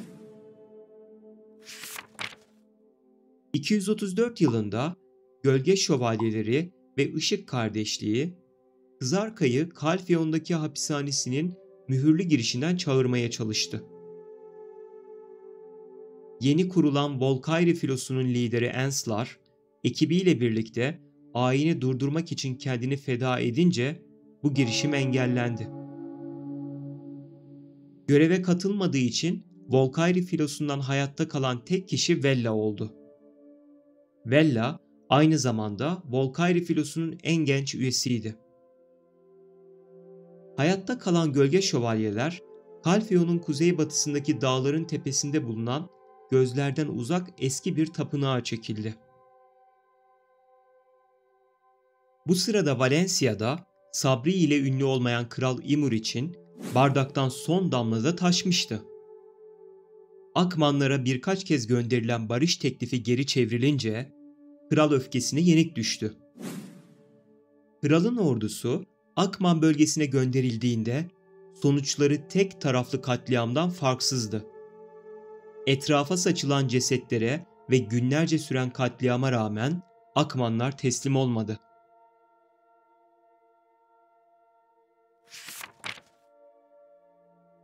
234 sonu ve 235 yılı içerisinde Çağrı tarikatçıları tarafından bir kara güneş ayini başlatıldı. Ayin neticesinde ortaya çıkan kara ölüm tüm kıtayı kasıp kavurdu. Valencia topraklarında insanlar bu hastalığı Akmanları katleden Kral Imur'a karşı Tanrı'nın öfkesini ifade etme şekli olarak yorumladılar. Diğer krallıklarda da bu felaketin sorumlusu Kral Imur olarak görülecekti. Fakat farklı bir sebeple. Bu korkunç hastalığın merhameti ya da istisnası yoktu. Yoksul, fakir veya soylu herkese bulaşıyordu. İnsanlar birbirinden uzaklaşmaya başlayarak ilişkilerini kesti. Çöl üzerinden Valencia'ya gidip gelen tüccarlar aracılığıyla hızla yayılan kara ölüm, Balenos, Serendia, Calfeon ve Valencia krallığındaki tüm yerleşkelere bulaştı. Camasilva bölgesinin kuzey sınırlarının karanlık ruhlar tarafından istila edilmesine neden oldu. Ayrıca Balenos üzerinden İlya adasına kadar uzandı. Calfeon'da bu hastalığa yakalandığı düşünülen herkes kale dışına sürüldü. Papras, Florin'de bir mağarada kara ilahi ağacın fidanı üzerinde yıllarca çalıştı ve sonunda kara ruhların gücünü kara fidanla birleştirdiğinde ağacın tüm karanlık gücünü kaybedip orijinal ışığını geri kazandığını keşfetti. Hadum'u durduracağına olan inancı artan Kapras, mağaradan çıktığında dünyanın karanlıkla kaplı olduğunu gördü. Yakınındaki köyde neredeyse her hanede en az bir ölüm vardı. Eşi ve kızı aklına geldi, hemen İlya adasına gitti. Ne yazık ki eşi kara ölüme yenik düşmüştü. Bu ayini durdurması gerektiğini biliyordu. Kızını bile ziyaret etmeden Valencia'ya doğru yola koyuldu. Bacolla Derisio, Elyon Kilisesi başrahipliği görevinden istifa etti. Sonraki 30 yıllık zaman dilimi içinde bir noktada Lehard Motenon başrahip olarak atandı. Bu 30 yıl içerisinde atanan diğer başrahipler hakkında henüz bir kayıt bulunmuyor. 235 yılında karanlık ruhlar Valtara dağları üzerinden Camasilva'yı istila etti. Genel ve Vedir, Camasilva ağacının bağlantısı sayesinde Elvia diyarındaki kardeşlerinden destek istediler. Lutrakonlar kız kardeşlerinin destek çağrısına cevap verdi ve Camasilva ağacını karanlık ruh istilasına karşı kendi taraflarında savunmalarına yardımcı olmak için Black Desert diyarına geçtiler. Ancak Genel ve Vedir, Lutrakonların şefinin Kapras olduğunu keşfetti ve onları karanlık ruhlarla birlikte Camasilva'dan kovmaya karar verdi.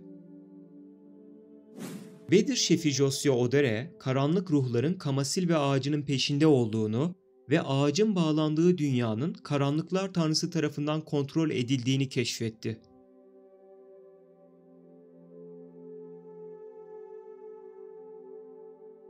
Bağlantıyı kesmek için ağacı yaktı. Camasilva'nın Aduir'le bağlantısı kesildikten sonra bir Vedir ağacı bir büyüyle mühürledi. Böylece ağaç iyileşse bile bağlantı kesilmeye devam edecekti. Ağacın yanması sırasında açığa çıkan yıkıcı güç, karanlık ruh istilasını geri püskürttü. Bu noktadan sonra Aduir'deki tanrıça Silvia'nın oğulları diğer tarafta olanlardan habersiz hale geldi. Ayrıca bazı Lutrakonlar, Genel ve Vedirlerin kendilerine saldırdığı esnada kız kardeşlerine zarar vermemek için bölgeden uzaklaşmış, yolda birlik bütünlüklerini kaybederek dağılmış ve Batı medeniyetlerinin iç kesimlerine kadar yayılmışlardı. Genel ve Vedir artık uykuda olan Camasilva ağacının dallarını Camasilven kılıçları adını verdikleri güçlü silahlar yapmak için kullanabileceklerini keşfettiler. Bir grup elfe bu kılıçları nasıl kullanacakları öğretildi. Bu elfler günümüzde Lemuria muhafızları olarak da bilinen Kamasilva'nın daimi ordusu olan korucuların oluşumuna yol açtı. Daha sonra meydana gelen istilalar korucular tarafından püskürtüldü. Bu esnada başka bir Genel fraksiyonu olan Açır muhafızları kuruldu. Kendilerini tapınağın kutsal alanlarını korumakla görevlendirdiler. Kapras, Valencia'ya yolculuk esnasında en kısa rota olan doğrudan deniz yolunu tercih etmemişti. Ayinin çağrılar tarafından gerçekleştirildiğine emin olmak istiyordu. Bu nedenle yolunu uzatmış, önce deniz yolu ile Mediah'ın doğu yakasına ulaşmış, Çağrı Tapınağı'na ilerlemiş ve gizlice dik yamaçları tırmandıktan sonra Çağrı Tapınağı'nda gerçekleştirilen ayini gözleriyle görmüştü. Fakat ordusu olmadan ayini durduramazdı. Hızlıca Valencia'ya gitti ve hanedan yetkilileriyle görüştü. Onlara ayinin nasıl durdurulabileceğini ve nerede gerçekleştiğini anlattı. Kara ölüm çok da kısa sayılmayacak bir süre sonunda Nesser hanedanı tarafından görevlendirilen Valencia ordusu tarafından engellendi. Elyon Kilisesi halkı kara ölüm felaketinin suçlusu olarak Valencia krallığını göstermeye ikna etti. Rahiplere göre dinsiz Valencia, Karataş üzerinde kimyasal denemeler yapmış ve bu felakete sebep olmuştu. Halkın desteğini yanına alan kilise ve Kalfeon kralı, batılı ulusları Valencia'nın daha fazla felaket yaratmadan önce Karataşlara erişimini engellemek amacıyla Black Desert'ı ele geçirmek için koalisyon kurmaya çağırdı. Bir dizi diplomatik görüşmenin neticesinde batılı uluslardan oluşan bir koalisyon kuruldu. Savaş hazırlıkları nedeniyle tüm Batı krallıklarında işçiliğin önemi arttı. İşçilere daha önce eşi benzeri görülmemiş dolgun ücretli işler sunuldu. Böylece resmi olarak Kalfeon-Valencia Savaşı başlamış oldu.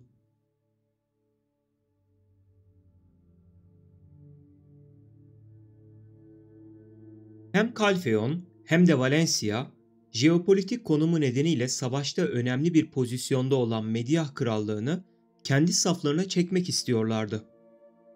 Kalfeon'un tahrikleri başlayınca 2. Baret öne çıkarak savaşma niyeti olmadığını belirtti. Kalfeon'a Valencia'ya yönelen yolu açıp Valencia'ya ise elinden bir şey gelmediğini ifade edermişçesine boyun eğdi. Baret sahnesinin 2. kralının yönetimindeki Mediah Krallığı, Batı ulusları ile Valencia Krallığı arasındaki çatışmada tarafsızlık sözü verdi. Pasif kalan kralın yerine durumu idrak eden kişi kimyager ve aynı zamanda Mediah Tüccarlar Birliği'ni yöneten Neruda Shen oldu. Her iki tarafla da ticaret yaparak, silah tedarik ederek ve kara taşlar istifleyerek her iki taraftan da faydalanmayı amaçladı. Bu esnada Mediah kraliyet ailesi halkın haberi olmadan gizlice Kalfeon ile saldırıya uğramama karşılığında onlara fahiş oranda haraç ödemek üzere bir anlaşma imzalamıştı.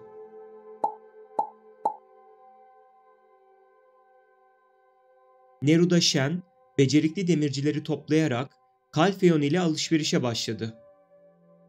Mediah Tüccarlar Birliği'nin Kalfeon Birliği'ne malzeme tedarik etmesi karşılığında Kalfeon, malzeme üretimi için gerekli kara taşı verecekti. Kalfeon, kara taşın değerini bilmediği için anlaşma sorunsuz olarak devam etti. Üstelik Shen Ticaret Birliği, Mediah Lav mağarasının yapısından faydalanarak orayı doğal bir ocak olarak kullanmaktaydı. Mağaranın içindeki küçük ve düz krateri kullanarak kara taşı eritip Kalfeon'dan daha hızlı bir şekilde silah yaptılar. Böylece üretilen malzemeyi Kalfeon'a gönderince aynı miktarda kara taş alındı. Kalfeon, askeri seferler yüzünden parmaklarının arasından süzülen kum tanelerini göremiyordu. Neruda Şen'in temasları sonucunda savaşın ortasında ticaretin zirve yaptığı Medyah Krallığı ya da en azından tüccar sınıfı her iki tarafla da ticaret yaparak, silah tedarik ederek ve kara taşları istifleyerek ekonomik ve ticari fayda sağladı. Karataş stokları Medyah'ta cüretkar çalışmaların önünü açtı. Onlara göre bilgi de bir çeşit güçtü. Karataş konusunda uzmanlaştılar, çok uzmanlaştılar. Medyah halkı bu durumdan memnundu. Ancak halkın kraliyet ailesine olan güveni giderek daha fazla kırılıyordu. Onlar kraliyet ailesini ülkeyi umursamayan zorbalar olarak görüyordu. O sıralarda Valencia misyonerlerinin gizlice Medyah'a gelip gittiğini sadece Medyah Tüccarlar Birliği'nden birkaç kişi biliyordu. Medyah Tüccarlar Birliği, Calfeon'dan aldıklarının bir kısmını Valencia'ya vermiş, karşılığında Valencia'da Medyah Tüccarlar Birliği'ne ticaret yapma hakkı ve koruma sözü vermişti.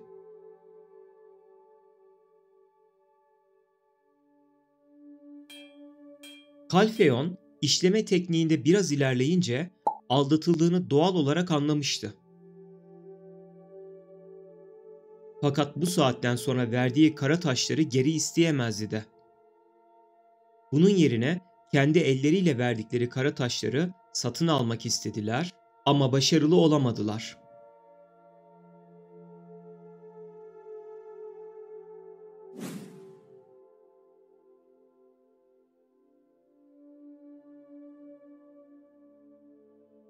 Dreka'nın mirasçıları her ne kadar ejderha ile örülmüş efsaneleri yüzünden uzun süre göçebe hayatı yaşamış olsalar da Drekan bölgesinin ejderhalar diyarı olduğu fikri çevre ülkelerce Dreka'nın aşılamaz bir kale duvarı olarak görülmesini sağladı. Ayrıca uzun süren kıtlık yüzünden tek bir otun bile yetişmediği çorak topraklar olduğu söylentisi müjdeleyici yağmur yağdıktan sonra bile yok olmadı. Başkent Dubernkur'un varlığının başka ülkelerce bilinmesi bile uzun bir süre sonra gerçekleşti. Drekan topraklarını 5 kısma bölen ejderhanın baş kısmında Şereka'nın mezarı inşa edilmişti. Şereka'nın mezarı onlar için sıradan bir harabe ya da anıt değildi. Daha büyük bir anlam ifade ediyordu. Gururlarını her şeyin üstünde tutan Şereka'nın iradesini takip eden sonraki nesiller, her yıl 3 defa kısa da olsa en şaşalı zamanlar olan Şereka'nın şanını onurlandırma gününü düzenlediler.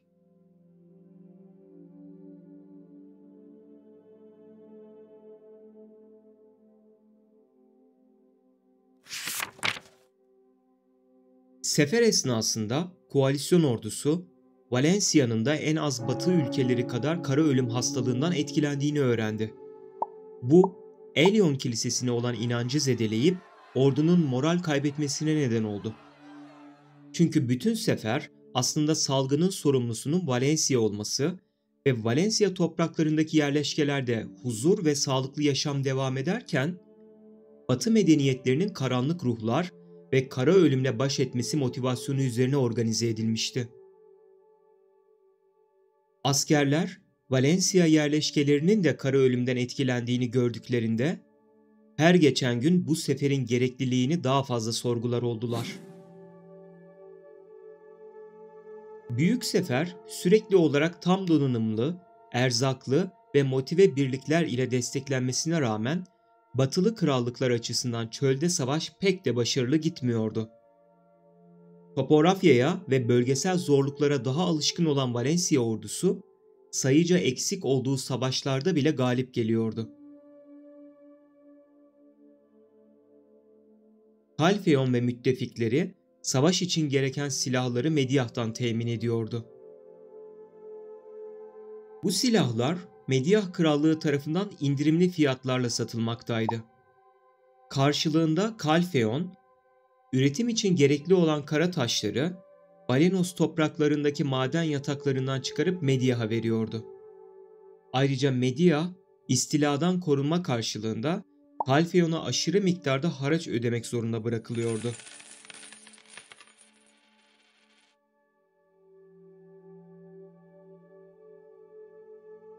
Vedir reisi Josiah Odor ve Genev reisi Orion Ornet, Kamasilve ağacı hakkındaki gerçeği açıklayacakları gece zehirlendiler.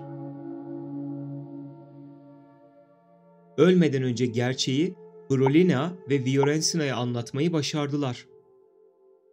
En büyük Genel Prensesi Amelia Ornet, yeni Kamasilva kraliçesi olarak taç giydi. Kutsal ağacın yakılmasından sorumlu olmakla suçlanan Vedirler bastırılmaya başlandı ve onlarla birlikte hareket eden ruhlar temizlendi.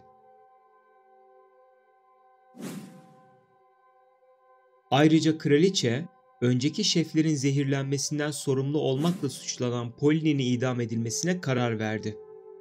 İnfaz, Grana'nın doğusundaki ormanda gerçekleşti. Açır muhafızları başkent Grana'nın kontrolünü ele geçirdi ve Kamasilva'ya giren ve çıkan tüm geçitleri kapattılar.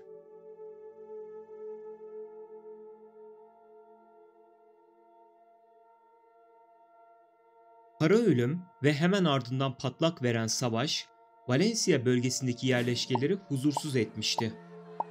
Onlarca yıl boyunca çölün farklı bölgelerindeki yerleşkelerde küçük fakat çok sayıda isyanla karşılaşıldı. Kamasilven kılıçlarının gücünün ne amaçla ve nasıl kullanılması gerektiği konusundaki ideolojik farklılıklar, Genel ve Vedir kökenli kolcu gruplarına ayrılık getirdi. Sonunda bu anlaşmazlık iç savaş noktasına kadar ulaştı ve kolcular birbirlerini öldürdü. Kamasilve ağacı bir anlığına yeniden uyandı. Adeta elflerin kendi aralarında çıkardıkları bu çocukça kavgaya tepki gösteren bir anne gibi kılıçlara aşılanan gücü geri aldı ve ardından tekrar derin uykusuna döndü. O andan itibaren yalnızca layık görülenlere Kamasilven kılıcı bahşedildi. Genel, Kamasilva'da kalarak kutsal ağacın etrafındaki tapınak alanını korurken, Vedir, yeni güç kaynakları bulmak için dış dünyaya açıldı. Bazı kaynaklar aslında Vedir'in tam anlamıyla Kamasilva'dan sürgün edildiğini, sürülmeye zorlandığını yazsa da, Vedir'in nihai gayesi yeni kaynaklar bulmaktı. Netice itibariyle Kamasilva'da meydana gelen bu fikir ayrılığı, anlaşmazlık ve iç savaş elfleri bölmüştü. Bu durum 4 ana elf grubunun oluşmasına yol açtı. Düzeni sağlamak, başkenti ele geçirmek ve Kraliçe Amelia'nın emirlerini sadakatle yerine getirmek için oluşturulan Genel soyundan Açır muhafızları. Kamasilva'nın ana ordusu haline gelen ve daha sonra doğu sınırını savunmakla görevlendirilen Genel soyundan Lemuria muhafızları. Açır muhafızlarının zulmüne karşı çıkan, Josiah Odor'un ideolojisini benimseyen Vedir soyundan Ahib. Kamasilva'yı Açır muhafızları ya da Ahib'in yanında yer almadan savunmak için kurulan tarafsız bir Vedir grubu olan Kara Şövalyeler.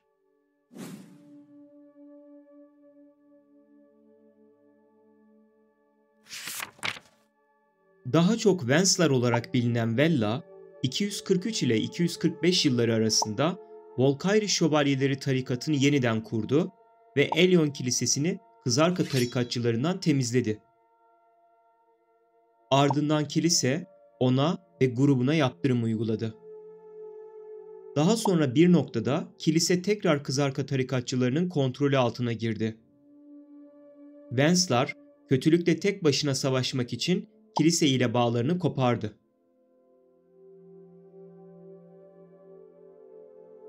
Kapras'ın kızı Orwen, hayatının kalanını yaşaması için büyükannesi tarafından Kamasilva'ya gönderildi.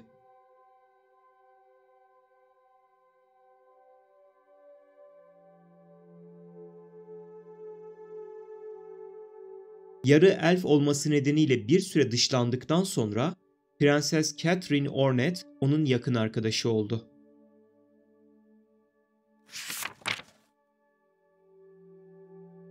...250 yılında Gorgat, Calpheon'un fakir halkı arasında ünlü oldu. Kendini baş büyücü olarak ilan etti ve ünvanına uygun kıyafetler giymeye başladı. Bir noktada ölümsüz simyacı Kapras ile tanıştı ve Kapras'ın bilgisi karşısında ezildi. Kendini kanıtlamaya çalışsa da bir aşamadan sonra ancak Kapras'ın öğrencisi olarak kalabildi. Calpheon kralı Dahat Serik, kötü giden Valencia seferi nedeniyle halkın desteğini kaybediyor ve Elyon Kilisesi'nin kulis operasyonlarına maruz kalıyordu. Bu kötü gidişatı tersine çevirmek için dikkat çekici ve net bir hamle arayışındaydı. Kararı nedeniyle heyetinden tepki almasına rağmen aktif bir seferin ortasında Calpheon'u terk etti ve annesinden duyduğu hikayeleri takip ederek Echidna'nın homunculus teknolojisini buldu.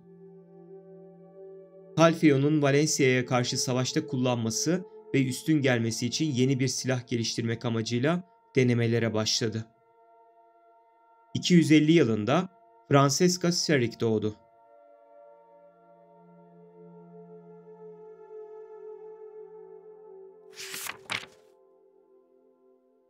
Barretts kraliyet ailesi, Elric Tapınağı'nda büyücülük deneylerine adanmış bir araştırma kurumu kurdu. Bu manastırın sakinleri yavaş yavaş yozlaşmanın efendisi Kızarkan'ın hizmetine girdi. Kraliyet ailesi, tüccar birliklerinin talebi üzerine ülke ekonomisini geliştirmek için kuzey sahilinde kalenin yakınına bir liman ve garnizon inşa edilmesini emretti.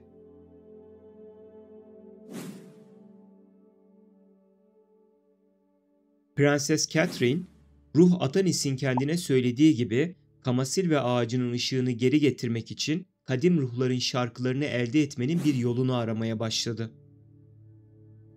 Bir süre sonra Ruh Atanis, Kamasilve'nin ışığının geri getirilmesi için kendini feda etti.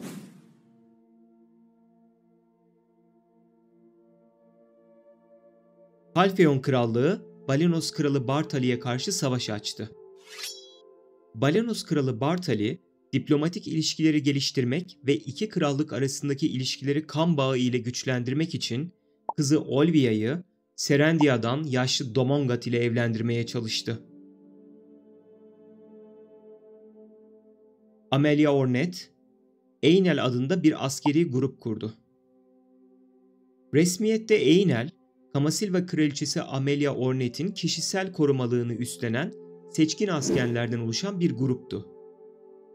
Fakat gerçekte onlar sadece koruma konusunda uzman olan askerler değillerdi. Einel aslında seçkin askerlerden, casuslardan, cellatlardan oluşan karma bir gruptu. Yani Amelia'nın o an neye ihtiyacı varsa o oluyorlardı.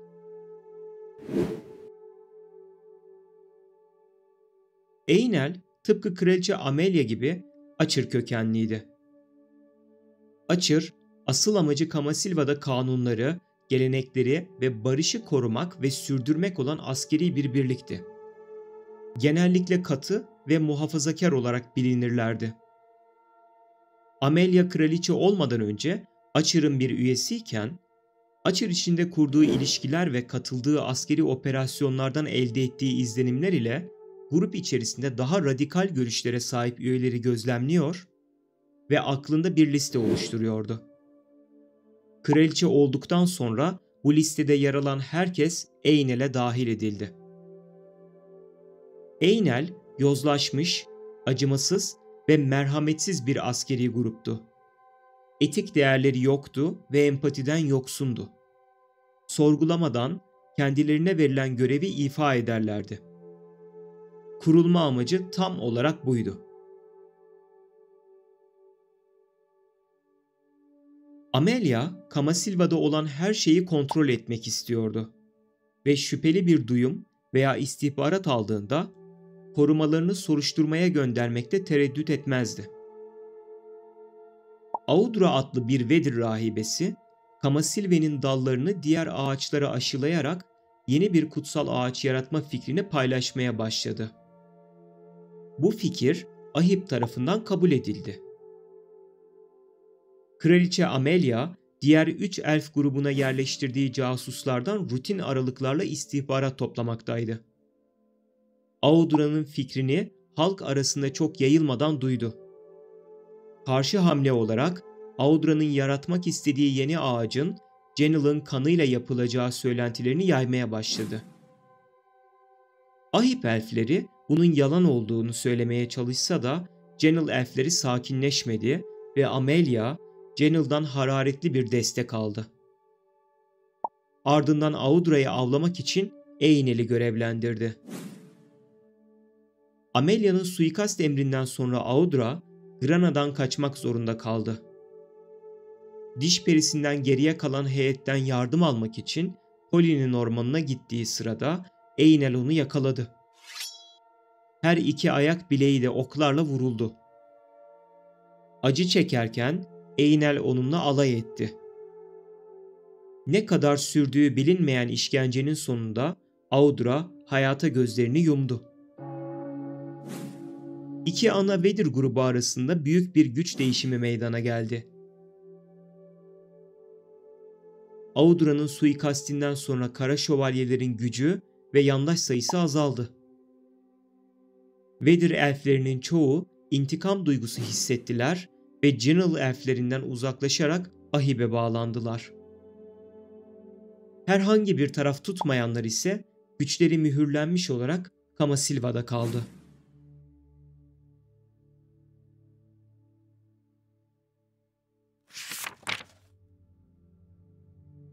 ...260 yılında Media'ya sıkça gidip gelen Valencia misyonerleri, sonunda Valencia'nın dini olan Aalizmin Media'da kök salmaya başlamasını sağladı. Hem halk hem de Batı krallıkları, Valencia krallığına yönelik diplomatik bir jest amacıyla Mediah kraliyet ailesinin bu misyonerlik hareketlerine bilinçli olarak göz yumduğuna inandı. Gerçekte Mediah kraliyet ailesi Valencia ile ilişkiler konusunda o kadar vasıfsızdı ki, Valencia'nın din yaymak amacıyla Mediah topraklarında misyonerlik faaliyetleri yürüttüğünden bir haberdi. Aslında bu faaliyete göz yuman ve hatta zaman zaman destekleyen Neruda Şen yönetimindeki Mediah Tüccarlar Birliği'ydi. Aal inancının Mediah topraklarında yayılmasından bir süre sonra Valencia ve Mediah krallıkları güçlü bir ittifak oluşturdular. Böylece Mediah her iki tarafı da idare etmiş oldu. Talfion'a fiziksel güç ve geçiş hakkı avantajlarını sunarken Valencia'ya ortak din ve inanç bağlılığı ayrıcalıklarını verdi ve her iki taraftan da güçlü bir ticari gelir elde etti. Amelia'nın genç kız kardeşi Catherine, Kamasilve'nin ışığını canlandırmak için araştırma yapmaya devam ediyor ve elde ettiği bilgilerle bazı ufak çaplı çalışmalar gerçekleştiriyordu. Halk arasına sızmış Einel casusları bu istihbaratı Amelia'ya ulaştırdıklarında kraliçe bir an bile tereddüt etmedi ve kız kardeşinin sorgulanması emrini verdi. Amelia, gelecek planlarını tehlikeye atan, Kamasilva'da ondan habersiz bir şey yapmaya kalkışan herkesin, kardeşi bile olsa peşinde olduğunu bir kez daha gösterdi.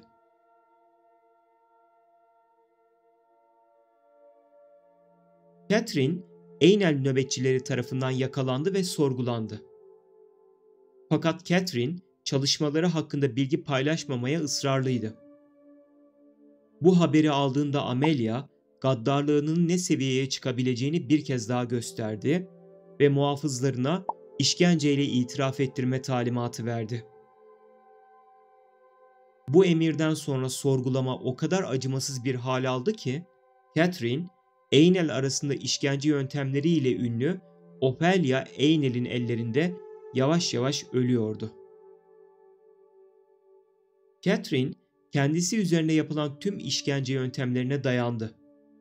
Ama sonunda inadı, ona meyan kökü kurabiyesi veren Aziz Ambelif'in yaptığı tek bir iyilikle kırıldı ve Kamasilve ağacına ışığını geri kazandırmak için araştırma yaptığını itiraf etti ve araştırmasının içeriğini paylaştı. İtirafından sonra Catherine gözetim altında serbest bırakıldı. İşkenceden bitap düşmüş bedenini Orwen tuttu. Orwen ona destek oldu, yaralarını sardı ve iyileşene kadar ona baktı. Kamasilva'daki toplum tarafından dışlanan Orwen, çaresizce bitap düşmüş bedenini hayatta tutmaya çalışan Catherine'de kendini gördü. Catherine ve Orwen'in arkadaşlıkları bu aşamadan sonra çok ilerledi ve birbirlerinin en iyi arkadaşları oldular. Bu süre boyunca Amelia'nın gözetim emri nedeniyle tüm eylemleri Einel casusları tarafından adım adım izleniyor ve rutin günlük raporlar halinde Amelia'ya iletiliyordu. Catherine işkenceden kurtulduğu için sevinçliydi. Fakat Amelia'nın gözlerinin üzerinde olduğunu ve özgür olmadığını çok iyi biliyordu. Catherine, genç Orwen'in Kamasilve ışığını geri getirecek anahtar olduğuna inandı ve onu kurban etmek için Sylvia'nın sunağı olan Yeonaros'un tarlasına götürdü. Fakat arkadaşlıkları o kadar ilerlemişti ki bunu yapamadı. Orwen'i kurban edemedi. Catherine, Yeonaros'un tarlasında Tanrıça Sylvia'ya suçunu itiraf etti. Orwen'i kurban edemeyeceğini dile getirdi ve af diledi.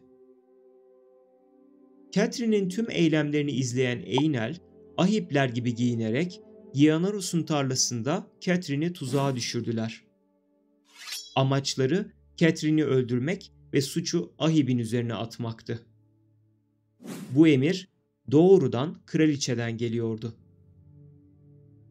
Suikast girişimi Fiorentina ve Brolina'nın Yeonaros'un tarlasına gelişiyle başarısız oldu. Ahip kılığına girmiş Einel birlikleri etkisiz hale getirildi.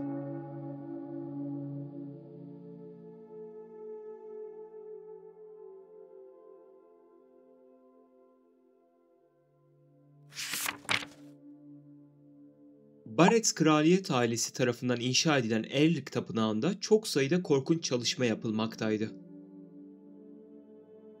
Bu çalışmalardan birisi de ruh çağırma ayiniydi. Ruh çağırma ayini çok hassas bir ritüeldi ve kontrol edilmesi oldukça zordu. Barretts hanesinin yönlendirmesiyle bir tabur Kalfeon askeri, Valencia birliklerinin konuşlandığı şüphesiyle bugün askerin mezarı olarak bilinen bölgeye çekildi. Aslında o bölgede hiçbir Valencia askeri faaliyeti yoktu. Gerçekte Barretts kraliyet ailesi bir tabur Kalfeon askerini ruh çağırma ayininin testleri için kullanacaktı. Bir şeylerin ters gitmesi durumunda Valencia ile savaşta oldukları için Kalfeon askerlerinin ortadan kaybolmasının sorun olmayacağını düşünerek onları kolayca gözden çıkarılacak askerler olarak gördüler. Zavallı askerler vatanlarından ve ailelerinden çok uzakta, aslında savaşta bile olmadıkları bir krallığın topraklarında Barretts kraliyet ailesinin kötü emelleri için feda edildi ve ruh çağırma ayini esnasında öldürüldü.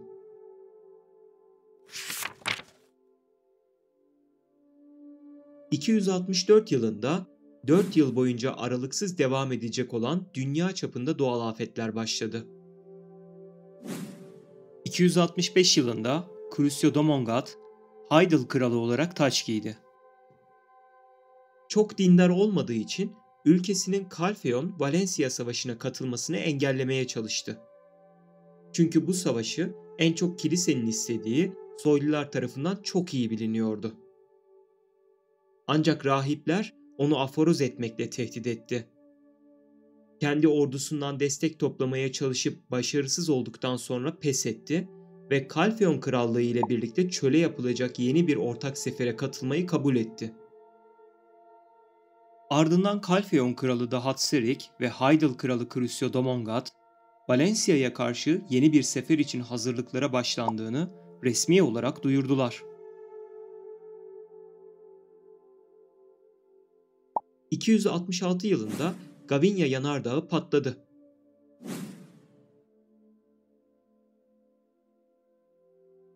Gri kurtlar yaralı bir garmot buldu ve ona hizmet etmeye başladılar. Sonraki 20 yıl boyunca garmotun yaralarını iyileştirmek için kara taş topladılar. Kurtların önce kürkleri kırmızıya dönüştü, ardından ejderha tarafından tetiklenen birkaç farklı anatomik dönüşüm daha geçirdiler. Barbar kabileler yeni bir yuva bulma umuduyla batıya doğru göç etmeye başladı. Büyük barbar göçü boyunca Foganların çölün ortasındaki evleri kum fırtınaları tarafından yutuldu. Yeni yurt arayışına çıkan Foganlar, Nagaların topraklarına göz diktiler. Savaş yeteneği Foganlar kadar gelişmemiş olan Nagalar bölgeyi terk etmek ve batıdaki eski tapınaklara yerleşmek zorunda kaldılar. Kısa süre sonra her iki ırk da doğal afetlerin sürekliliğinin de etkisiyle daha batıya yerleşme ihtiyacı hissetti ve kabileler halinde Batı krallıklarına ait topraklara göç etmeye başladı. Nagalar, Foganlar ve Kızıl Orklar Serendiya'ya, Grutolar, Rutumlar, Sauniller, Troller ve Ogreler Kalfeon'a, Rutum, Kruton, Saunil, Media'ya yerleşti. Takip eden birkaç yıl içerisinde irili ufaklı daha birçok barbar kabile Batı topraklarına yerleşmeye devam etti. Bazıları yolculuk esnasında isimleri bir daha asla duyulamayacak şekilde helak oldu. Bir kısmı Batı topraklarına yerleştikten kısa süre sonra diğer barbar kabileler veya Batı krallıklarına ait direniş birlikleri tarafından katledildi. Çok az bir kısmı ise topraklara yerleştikten sonra varlıklarını sürdürebilecek kadar dirençli çıktılar. Ayrıca büyük göçe katılmayan, doğduğu topraklarda ikamet etmeye çaba gösteren çöl foganları ve çöl nagaları gibi bazı kabileler, zamanla bölgelerinde meydana gelen olağanüstü değişikliklere karşı bağışıklık kazandılar ve yerleşkelerinde kalmaya devam ettiler. Yine de bu değişime ayak uydurma süreci oldukça sancılıydı. Bağışıklık kazanana kadar birçok nesil doğduğu topraklarda helak oldu.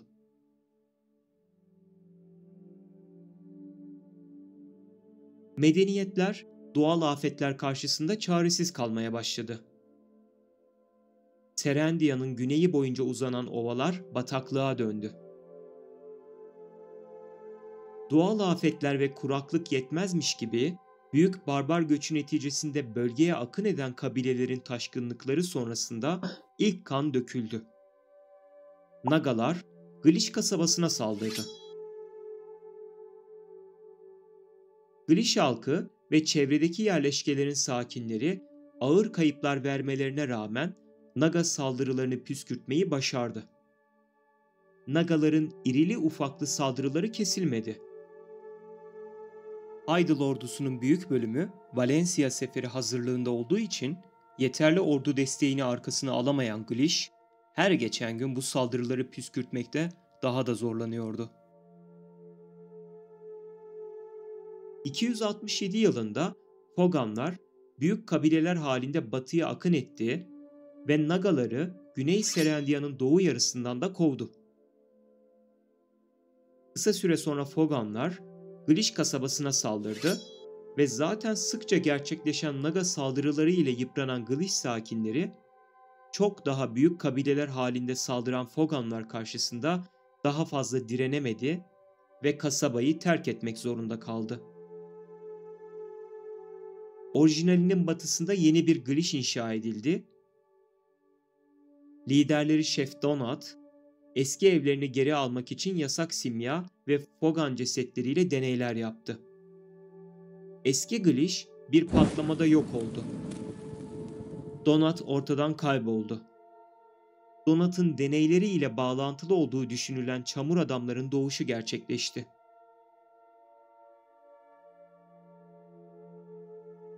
Mediah'ta demir madeni ve Omarlava mağarası sık saldırılar sonunda terk edildi ve barbar kabileler tarafından ele geçirildi. Halfyon kralı Dahatserik ve Haydıl kralı Krüsyo Domongat önderliğindeki askeri sefer doğuya doğru yola çıktı. Bir kum fırtınası seferi çölde yuttu ve Kral Dahat öldü. Kral Krüsyo seferden geriye kalanları eve geri götürdü. Bir barış anlaşması asla imzalanmadı ama Calfeon-Valencia Savaşı fiili olarak sona erdi. Tüm batılı uluslar barbar yağmasından, ardı arkası kesilmeyen doğal afetlerden ve kuraklıktan muzdaripti. Odak noktalarını kendi sınırları içinde barış ve istikrarı sağlamaya çevirdiler. Heyelan, kasırga, kuraklık, büyük sıcaklık değişiklikleri ve kum fırtınası gibi doğal afetler nedeniyle Valencia çölü genişledi ve daha sonra Muikun Haydut Cenneti olarak bilinecek olan yer de dahil olmak üzere birçok kasaba kumların altında kaldı. Kısa bir süre sonra Büyük Valencia çölünün batı sınırları Kral Imur Nesser tarafından savaş sırasında ölen Valencialı askerlerin dökülen kanları onuruna Kızıl Çöl olarak yeniden adlandırıldı. Mediah kraliyet ailesinin genç bir hizmetçisi sürgüne gönderildi ve ölüme terk edildi. Tarif'in lideri Ahonkirus, küçük kızı kasabanın girişinde yarı aç ve neredeyse ölmek üzereyken buldu. Onu evlat edindi. Bu küçük kız çocuğunun adı Illezra'ydı. Prens Leonardo Serik öldü. Prenses Olvia Bartali öldü.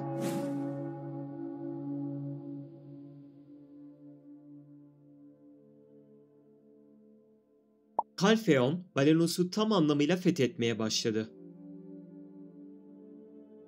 Calfeon, askeri gücü dışında Valenos'u sahip olduğu derin kilise bağlantıları ve kendi çıkarları uğruna istediği şekilde esnetebildiği inanç sistemi üzerinden de kuşatma altına almak istiyordu.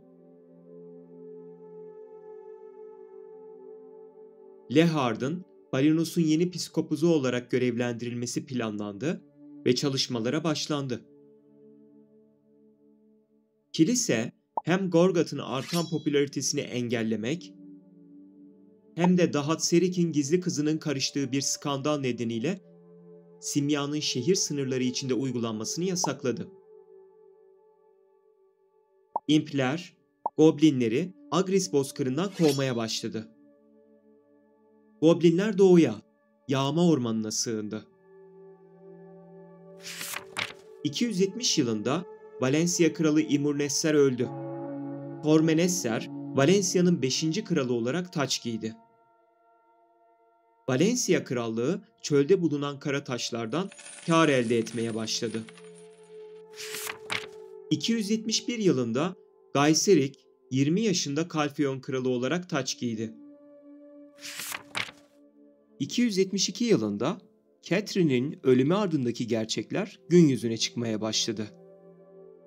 Orwen'i kurban etmek istemediği için planını iptal etmesini ancak söylentilerin yayılmasını durduramamıştı. Herkes Orwen'in anahtar olduğunu öğrenmişti. Ahib'in ya da Amelia'nın Capras'ın kızını kanı için avlayacağından korkan Catherine, Orwen'i Kamasilva'dan sürgün etmişti. Orwen'in kalbi kırılmıştı çünkü en yakın arkadaşının neden ona sırt çevirdiğini ve onu Kamasilva'dan kovduğunu bilmiyordu. Opunsilla, Orwen'i rahibe Heraven'e verdi ve o da onu Kamasilva'dan çıkardı. O gün Catherine kan kaybından ölmüştü ve Opunsilla, Orwen'in elf anavatanını terk ettiğini öğrenen Kraliçe Amelia tarafından cezaya çarptırılmıştı. Opunsilla, Capras'ın günlüğünü saklamış ve Ahib'e katılmıştı. Kraliçe Amelia Ornet, Catherine'in ölümünden Ahib'i sorumlu tuttu ve onlara karşı topyekün bir savaş ilan etti. Vedirler, kitleler halinde kurak topraklara göç etmeye başladı. Bu topraklara Odilite adını verdiler. Oraya vardıklarında Ahib elfi Viorensina Odor'u Odilita kraliçesi ilan ettiler. Diğer Vedir elfleri de bu bölgeye yerleşmeye başladılar. Odilita'ya göç eden elfler arasında Brolina Ornet de vardı. Catherine ile ilgili gerçeği bildikleri için Viorensina ve Brolina öldürüleceklerinin farkındaydılar. Amelia daha sonra Krogdalo'nun huzurunda kız kardeşi Catherine'i öldürdüğü için Vedir'i yok edeceğine dair sahte bir yemin etti. Silvia'nın çocuklarının birbirinin kanını dökmesine daha fazla dayanamayan göksel at Krogdalo, keder içinde Kamasilva'dan ayrıldı. Gözlerden kaybolduktan sonra Krogdalo bir daha görünmedi. Aynı gece Ahib ormanları yakmaya başladı. Diş perileri Poli'nin ormanını yangından korudular. Kadim ruh Nark, tanrıça Silvia'dan Vedir'i koruması için bir mesaj aldı ve Vedir elflerinin göçüne katıldı. Onlarla birlikte kurak topraklara yürüdü. Burada kendisini kurak topraklarla birleştirerek daha sonra Narkion adı verilen cenneti yarattı. Ahib ve Salun ayıları ile kurtlar arasında Talibahr ittifakı Verti kutsal suyunda kuruldu. Elfler ölü ağaç Kuturan'ı ve uykuya dalmış mezarı yeniden keşfettiler. Kamasilve ağacının bir dalı Kuturan'a aşılandı ve onu canlandırdı. Yeni ağaç Turasil olarak adlandırıldı. Bir toprak kayması sonrasında elfler Ekidna Manastırı'nın kalıntılarını buldu ve içinde kutsal ağacın köklerine dolanmış bir homunculusun yanı sıra buz gibi soğuk bir uykuda olan tamamlanmamış birçok klonu buldu. Kuturan'a aşılanan Kamasilve ağacına ait enerjinin muhtemelen Kuaratum kalkanının uyanmasına neden olduğunu düşündü. Kraliçe Viorensina kalkanın bulunduğu yeraltı odasına ulaştığında birisinin homunculusu çoktan aldığını anladı. 271 ile 273 yılları arasında 2 yıl boyunca Medyah Tüccarlar Birliği, savaşın her iki tarafıyla onlarca yıl süren ticaretten elde ettiği muazzam zenginliği Medyah'a bir başkent inşa etmek için harcamaya başladı. Yıllarca küçük gruplar halinde birbirini yağmalayan kabilelere ev sahipliği yapan bu topraklarda ilk kez merkezi bir şehir kuruluyordu. Bu, Altınova'nın doğduğu andı. Altınova'nın etrafına duvarlar örüldü. Dünyanın dört bir yanından insanlar, özellikle tüccarlar oraya toplandı. Barbarlar bile bu müstahkem şehre hayran kaldı ve son birkaç yıldır Medyah'ta hüküm süren kanunsuzluk sona erdi. Ahib, Turasil ağacının gücünü tüketti, ancak kısa süre sonra toprakları saran lanet ve yaptıkları eylemlerin sonuçlarını keşfettiler. Turasil, kadim tanrı Kızarkan'ın lanetine uğramıştı. Bölgedeki Ahibler de Turasil üzerinden bu lanete maruz kalmaya başladı ve bilinçlerini kaybederek saldırganlaştılar. Raznal, lanete ilk teslim olan Ahib oldu. Geçici bir çözüm bulundu ve kendilerini kaybeden bireyler uykuya dalmış mezarın en derin seviyelerine kapatıldı. Kraliçe Viorensina, Turasil'in gücünün masmavi ışık dışındaki herhangi bir şey için tüketilmesini yasakladı. Ancak Ahib'in susuzluğu gün geçtikçe arttı ve insanlar yasaya karşı isyan etmeye başladı. 273 yılında Ahonkirus'un halefi olarak seçilen Illezra, yasak büyüye merak saldı. Kuralları çiğneyerek mühürlenmiş Kartia'nın kitabını arzuladı. Bu, yasaklanmış bir eylemdi ve tariften sürgün edilmesine sebep oldu. Bir süre sonra barbarlar ve gezgin haydutlarla birlikte geri döndü, şehri yağmaladı ve Nantusa Letusa'nın altına gömülü olan mühürlü Kartian kitabını ele geçirdi. Kitabın güçlerini emdikten sonra ağır yaralandı ama tariften kaçmayı başardı. Illezra kuzeye, Eldrik Tapınağı'na gitti. Orada tarikatçıları, barbarları öldürmeye ve bir kule inşa etmeye ikna etti. Kule inşa edildikten sonra alanda bir patlama meydana geldi ve bölgeyi siyah duman kaplamaya başladı. Illezra, Eldrik Tapınağı sakinleriyle temas kurduktan bir süre sonra Media'ya saldırmak için asker mezarlığına gömülen ölmüş askerlerin çıldırmış ruhlarını kullanmaya çalıştı.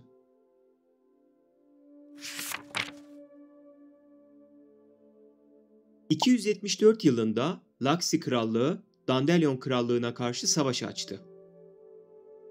Dandelion Krallığı, Goyen paralı askerlerini kiraladı.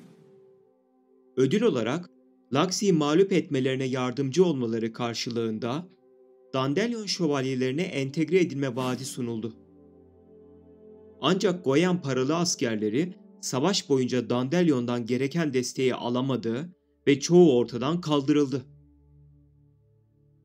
Goyen paralı askerlerinin geride kalan birlikleri geri çekilmek durumunda kaldı. Dandelion Savaşı kaybetti ve haritadan silindi. Brutolar daha sonra eski Dandelion olarak bilinecek bu toprakları ele geçirdi. Kalfeon kralı Gaiserik, Kamasilva'yı doğanın koruduğu bir kale olarak tanımladı. Büyük orman oldukça sessizdi, ancak nefes alan ve yaşayan bir yerdi. Sadece bu da değil, Kamasilva inanılmaz yeteneklere sahip okçulara da ev sahipliği yapıyordu.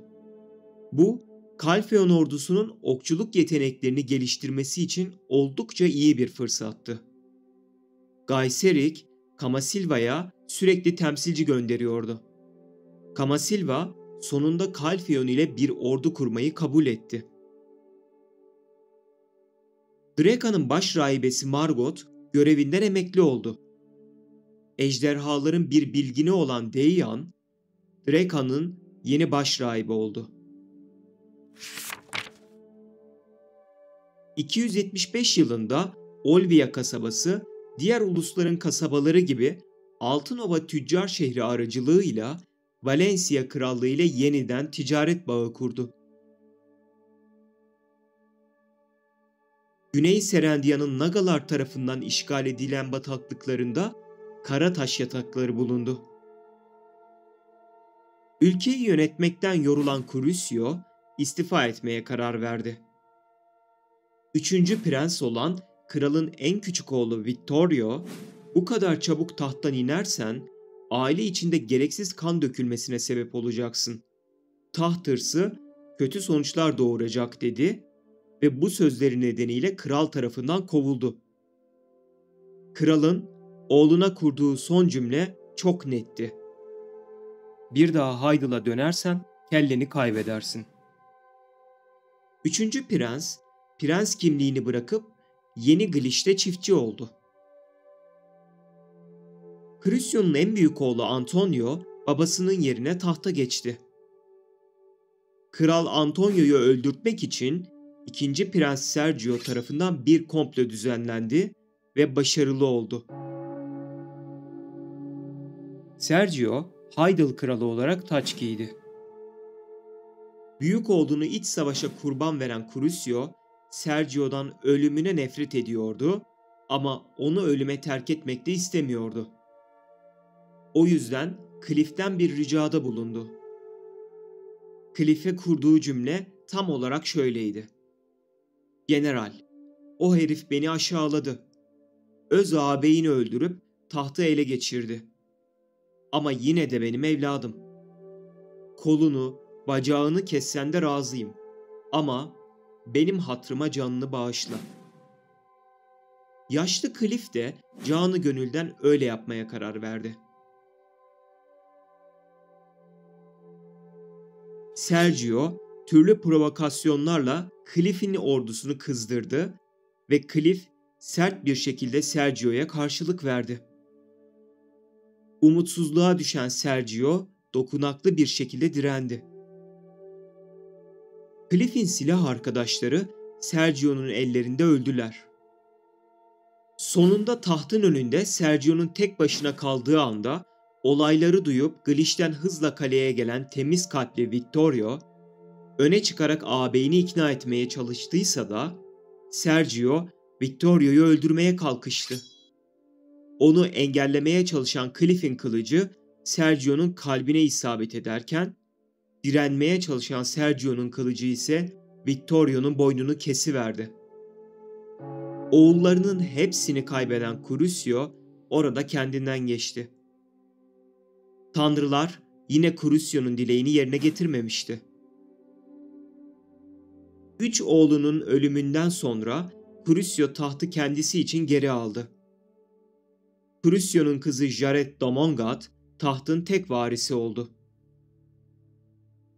Tüm bu olayların ardından Heidel'dan biraz uzaklaşmak isteyen Domongat, Heidel Tüccar Birliği'nin Mediaha düzenlediği ticari kervana katıldı. Valencia seferinin üzerine felaketler de eklenince Domongat 7 yıl sonra ilk kez Mediaha geldiğini anımsadı.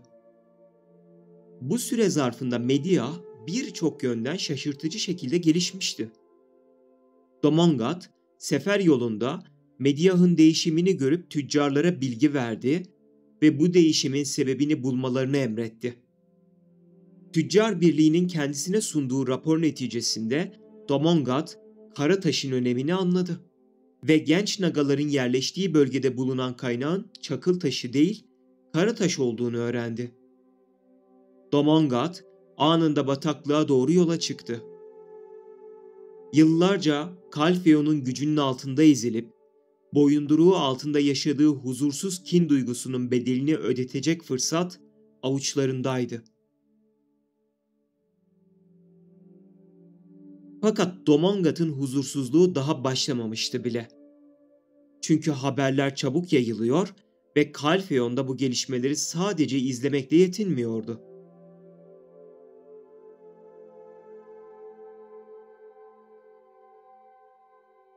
Calfeon Camusilva ittifakının bir parçası olarak elf korucuları Calfeon'daki Saonillere ve Trollere karşı savaş alanlarına gönderildi. Ayrıca Camusilva ordusuna Güney Calfeon'daki uzun yapraklı ağaç ormanında bir karakol kurmaları için izin verildi. Aziz Nelidormin de uzun yapraklı nöbet karakolunda birkaç rahip görevlendirdi. Bu ittifakla birlikte Calfeon oldukça güçlendi. Kaplan, Heidel ve Olvia Mediah'ı baz alarak Valencia ile ticaret yapmaya başlamıştı. Seferlerle azalan paralarını geri kazanabilmenin başka bir yolu yoktu. Çok geçmeden Calfeon kralı Gaiseric de Elyon rahiplerinin tepkilerini göze alarak tüccar birliklerinin Valencia ile ticaret yapmalarına izin verdi. Seferden yıllar sonra geri dönülen Mediah, eski Mediah değildi. Güney barbarların kontrolündeyken, kuzey tarafı üst üste duvarlarla çevrilmişti. Duvarları ise silah ve toplarla kuşanmış asker birlikleri gözetliyordu.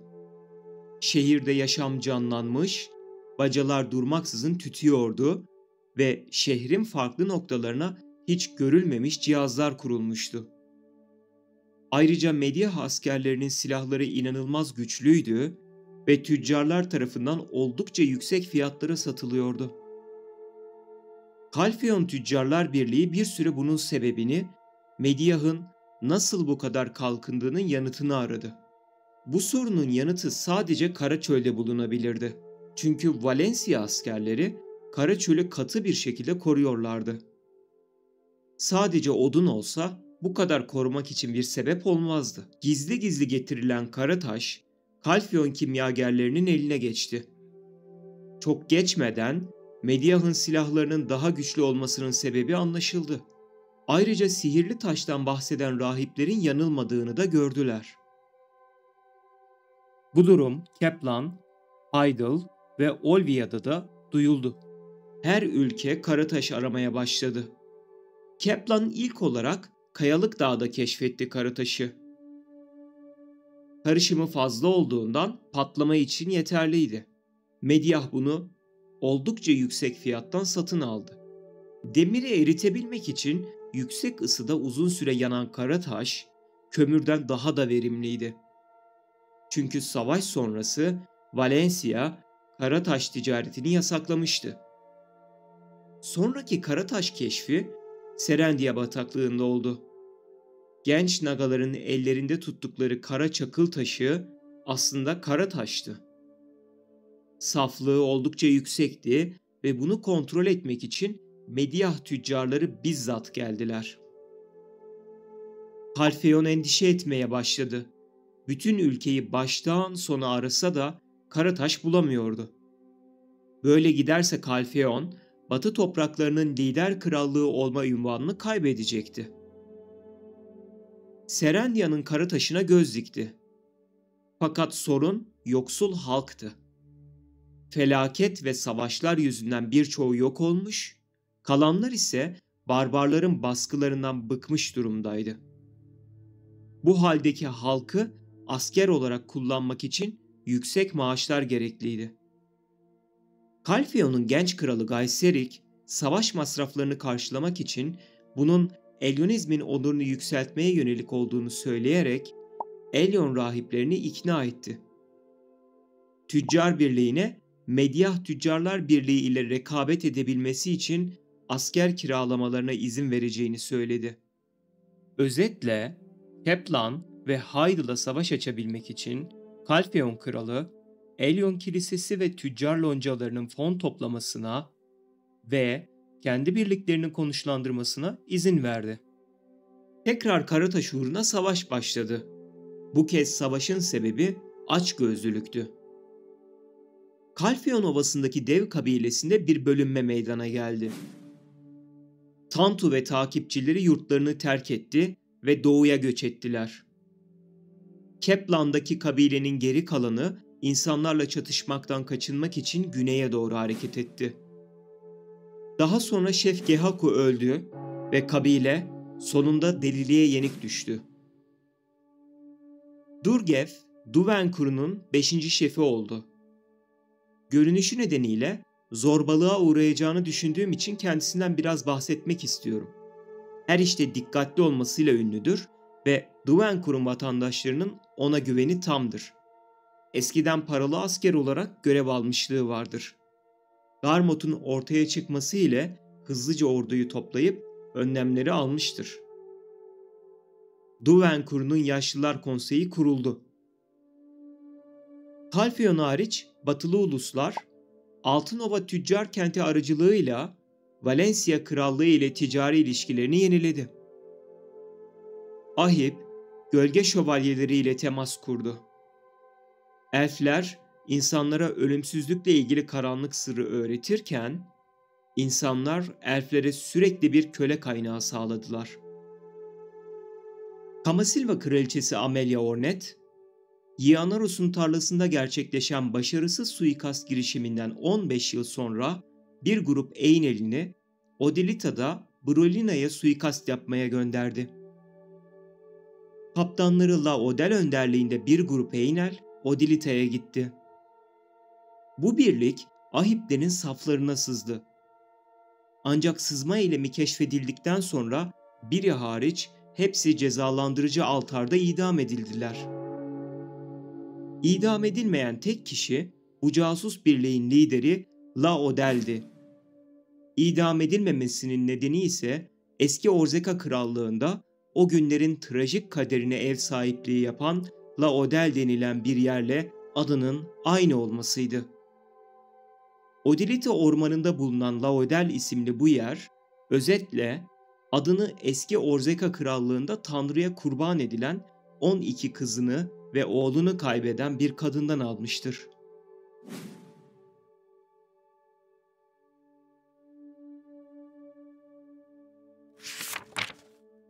...276 yılında Uno, ıssız orman tepesine parlayan bir yıldızın düştüğünü gözlemledi.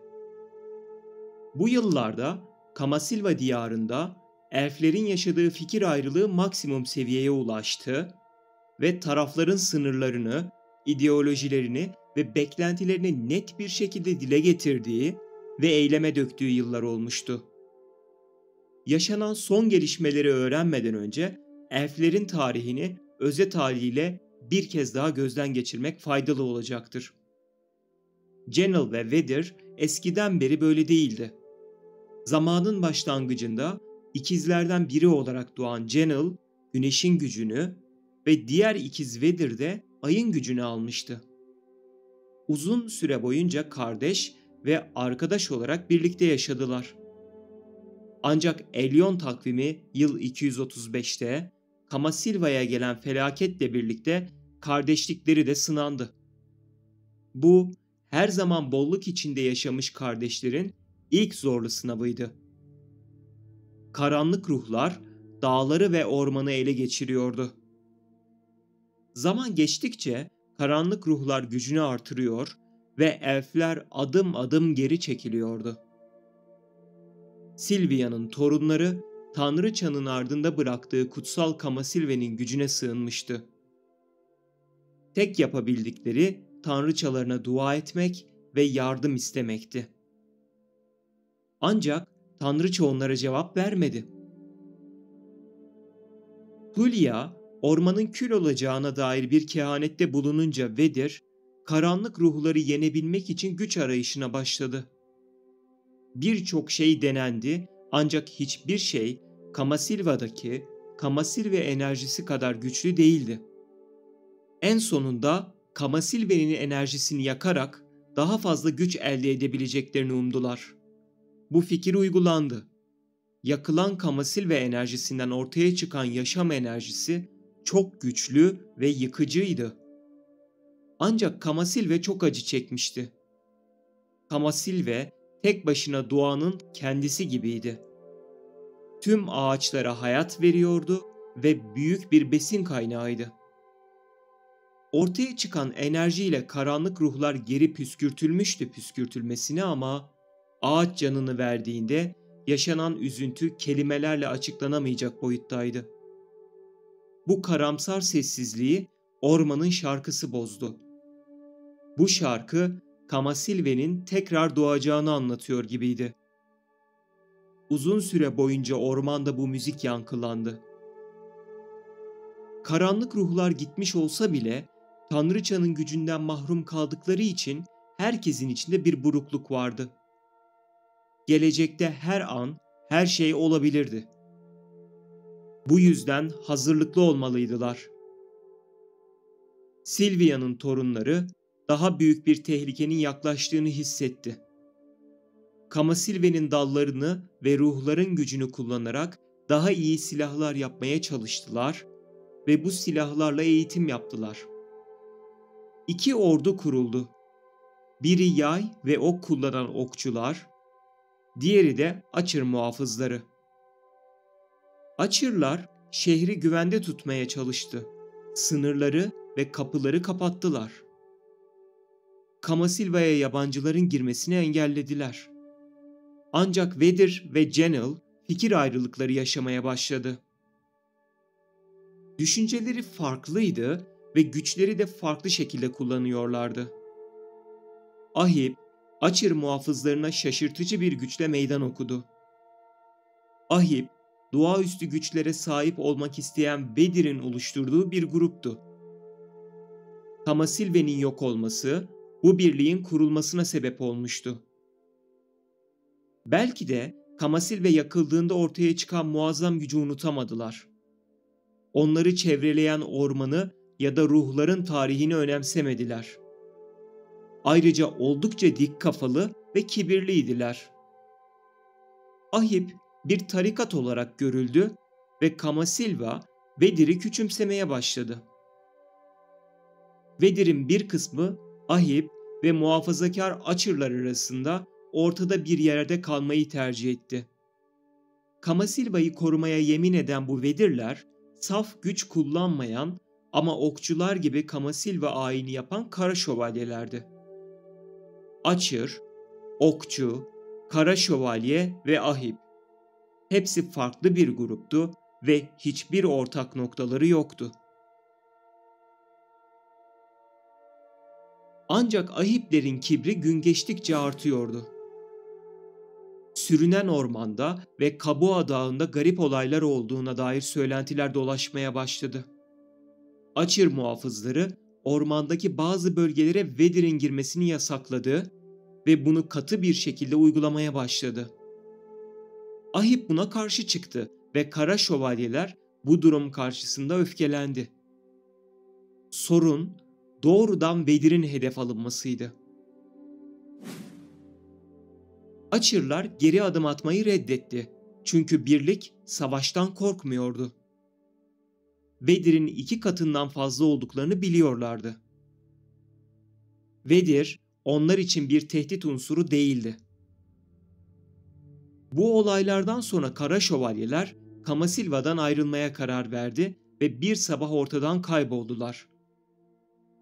Kara Şövalyeler gittikten sonra Açırlar Ahib'i buyruğu altına almaya başladı.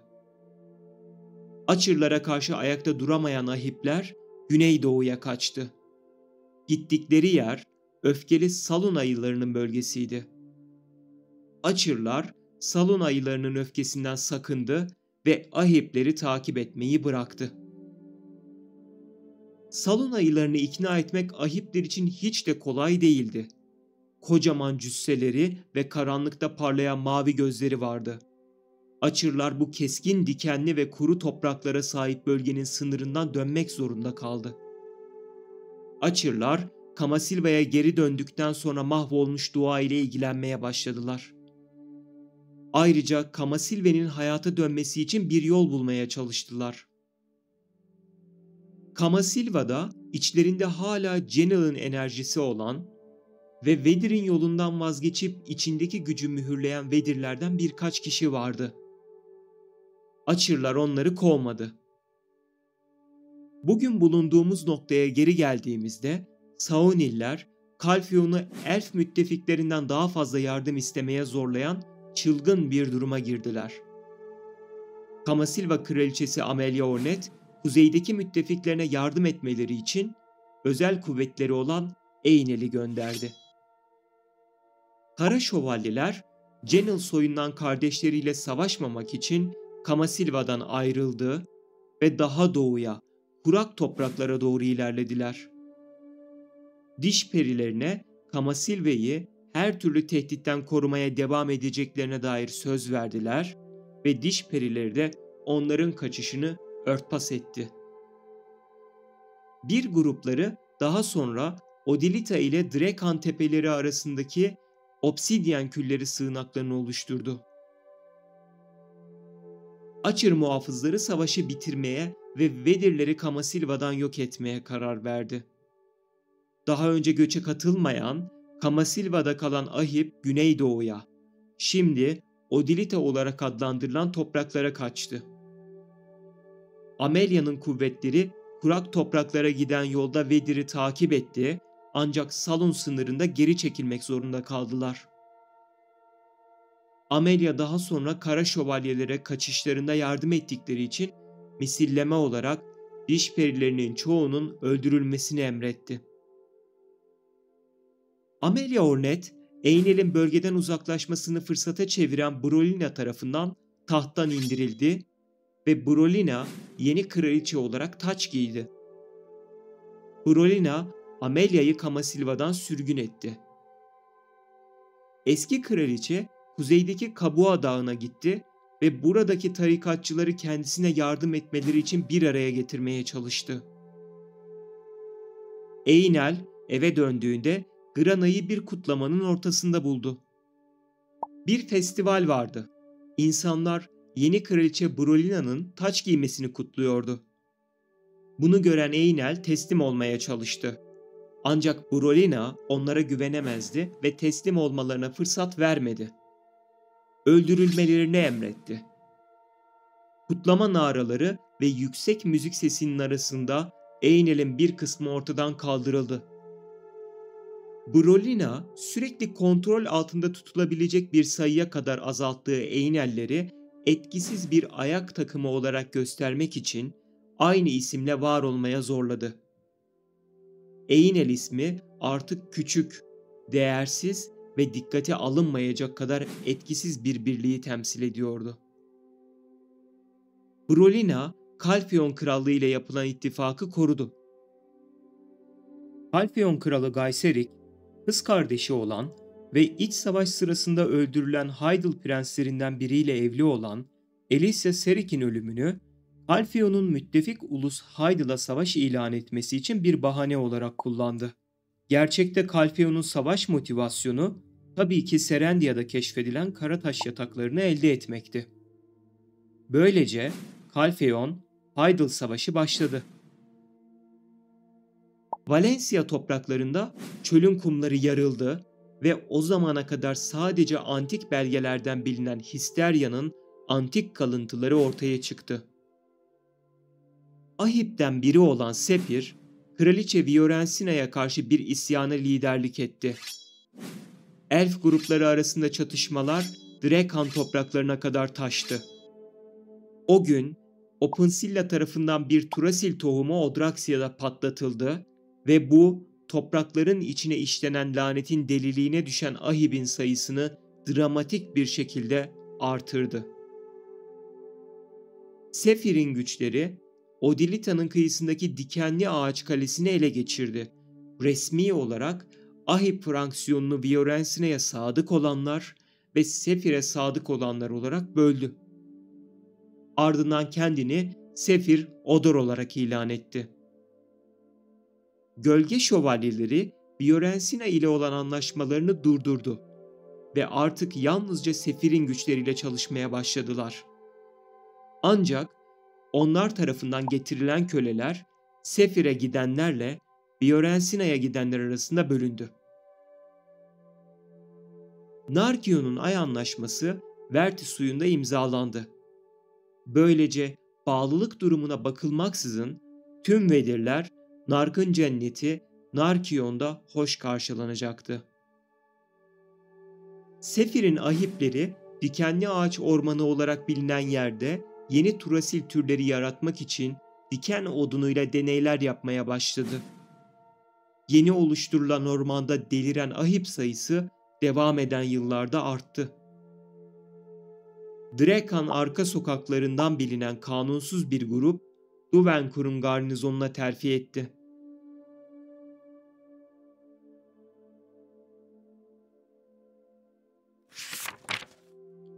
Kalfeon Ovası'ndaki yurtlarını terk edip doğuya göç eden Tantu'nun devler grubu, Mediah'ta kardeş gibi oldukları cüceler ile yaşamak için eski bir araziye yerleştiler. Ayrıca Tantu, karanlık avcılarını buldu ve kadim demir yumruğu geliştirdi. 277 yılında Kalfeon, komşu ulusları fethetmeye başladı. Kalfeon'un kuvvetleri savaşmadan Keplan'ın kontrolünü ele geçirdi.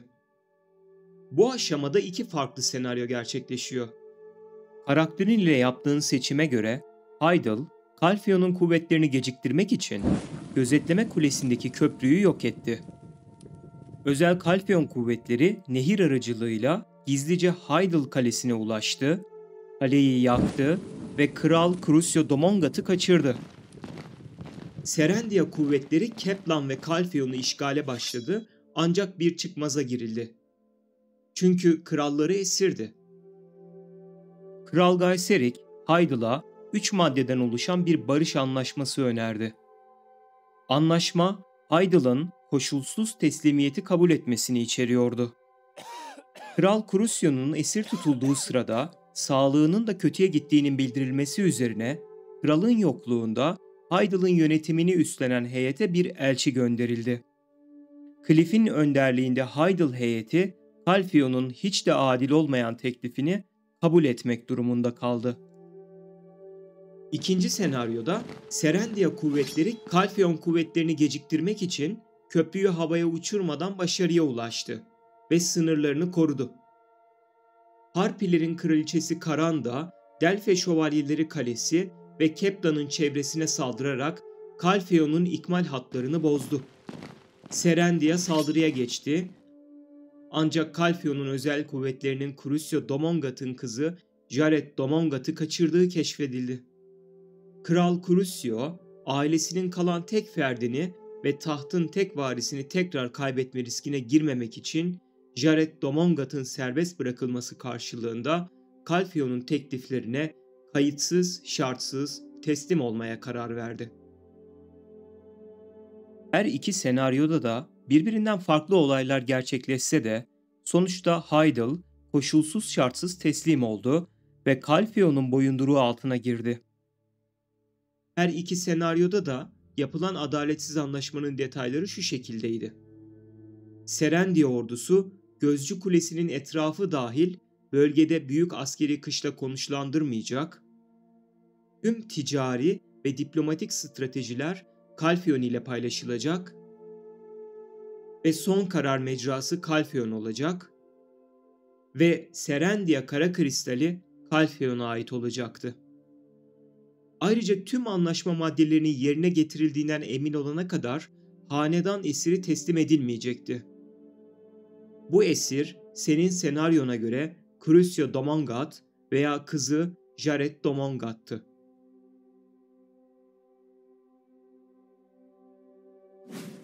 Mediah'ta 3 gün karanlığı olarak bilinen olay gerçekleşti. Mediah Kalesi Illezra'nın avuçlarında alevlere teslim olmuştu. Mediah 3 gün boyunca kapkara bir gece geçirdi. Ne güneş ne de ay görünüyordu. Karanlık içinde fener ışığına bel bağlayan halkın tek yapabildiği korkudan titremekti. Altınova'nın durumu da farksızdı. Bazı insanlar saldırganlaşıp bazıları da panik içinde Altınova'nın dışına kaçıyorlardı. Onların gözlerine yansıyan tek ışık ise alev alev yanmakta olan Mediah Kalesi'ydi. Değersiz krallığın yıkılması öyle şaşılacak bir şey değildi. İkinci Barets'in ölümüne üzülen kişiler de vardı ama Mediah'ın en küçük prensinin felaketten sağ çıkmasına sevinen kimse yoktu. Krallığın askeri güçlerinden birkaç grup her yöne doğru kaçtı. Bazıları batıya gitti ve Balinos'taki Kron Kalesi'nin harabelerine yerleşti. Krallığın en iyi askerlerinin çoğu onları takip eden sivillerle birlikte güneye, ulu topraklara, ulu kıtaya kaçtı. Ulu kıtaya vardıklarında her yöne dağıldılar. Bazıları askerlerle birlikte Tehmelun kalıntılarını buldu ve orada yaşamaya karar verdi. Diğer gruplar medeniyetten ayrı bir mağara kompleksinde yaşamaya başlarken, diğer bazı insanlar ülkenin yerli köylerine sığınmak için ayrıldı. Teoriler ise bir kısmının daha karanlığa yenik düştüğünü ve ulu kıtanın merkezinde karanlığın takipçileri olarak varlıklarını sürdürdüklerini söylemektedir. Aynı teori, unutulmuş kayıtlar mezarını ortaya çıkaran bir depremden de bahsetmektedir. Tehmelun harabelerinde yaşayanlar Mediahlı kimliklerini terk ettiler ve kadim Tehmelun medeniyetini yeniden canlandırmak için bir yerleşim kurdular.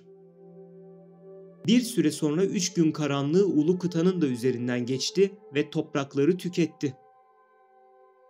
Tehmelun'da ölenler bilinçsiz Karakum askerleri olarak yeniden canlandı ve asla ebedi huzuru bulamamakla lanetlendiler. Bilinçsiz Karakum askerleri hala hayatta olan insanları da öldürdü ve Kuzey Mediah'tan yeni gelen sırlı şövalyelerin yardımına rağmen yerleşim kalıcı olarak harap oldu. O andan itibaren ölülerin şehri olarak bilindi. Ulumanlar, Tungrat harabelerindeki kara ruhların gücünü ortaya çıkararak kendilerini felaketten korumaya çalıştı. Ancak serbest kalan kara ruhlar 3 gün karanlığının etkisiyle mutasyona uğradı ve mevcut Uluman halkının tamamını öfkeli canavarlara dönüştürdü.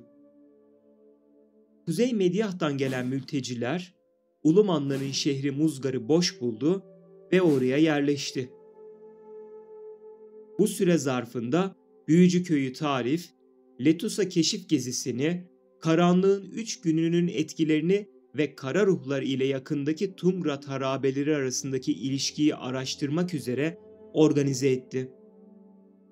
Bu ekip sahirelerden oluşan Letusa keşif ekibiydi. Gerçekleşen bir olay, keşif ekibi için malzeme eksikliğine neden olduktan sonra Harabelerden ortaya çıkardıkları bilgileri paylaşma karşılığında malzeme ihtiyacının giderilmesine yardımcı olmaları için Karga Tüccar Birliği ile anlaşmaya vardılar. Bir noktada keşif ekibi bu toprakların güney kesimlerinde bir üsse sahip olan Denge Cemiyeti ile güçlerini birleştirdi. Tarif kasabası sakinleri, Sırlı Şövalyeler, Bir Cüce Keşif Birliği ve Karanlık Avcıları gibi bazı gruplar Elric Tapınağı'nda bu anomalinin ortaya çıkmasına neden olan ritüeli durdurmaya çalıştı. Baut litografı kullanıldı ve paramparça oldu. Tekrar kullanılamaz hale geldi. Illezra, 3. gün ayin engellendikten sonra iz bırakmadan ortadan kayboldu, ancak krallığın çöküşü engellenemedi. Bu esnada Kagdom kabilesi doğdu ve Dreka'nın doğu tepelerinde bir köy kurdular.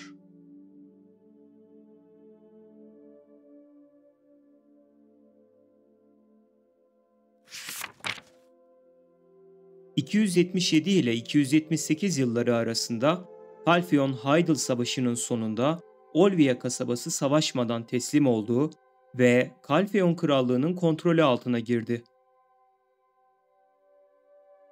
Amelia Ornet, tanrılarını çağırmayı amaçlayan tarikatçılar tarafından Kadim Kabua Dağı'nda gerçekleştirilen bir ayin esnasında kurban edildi.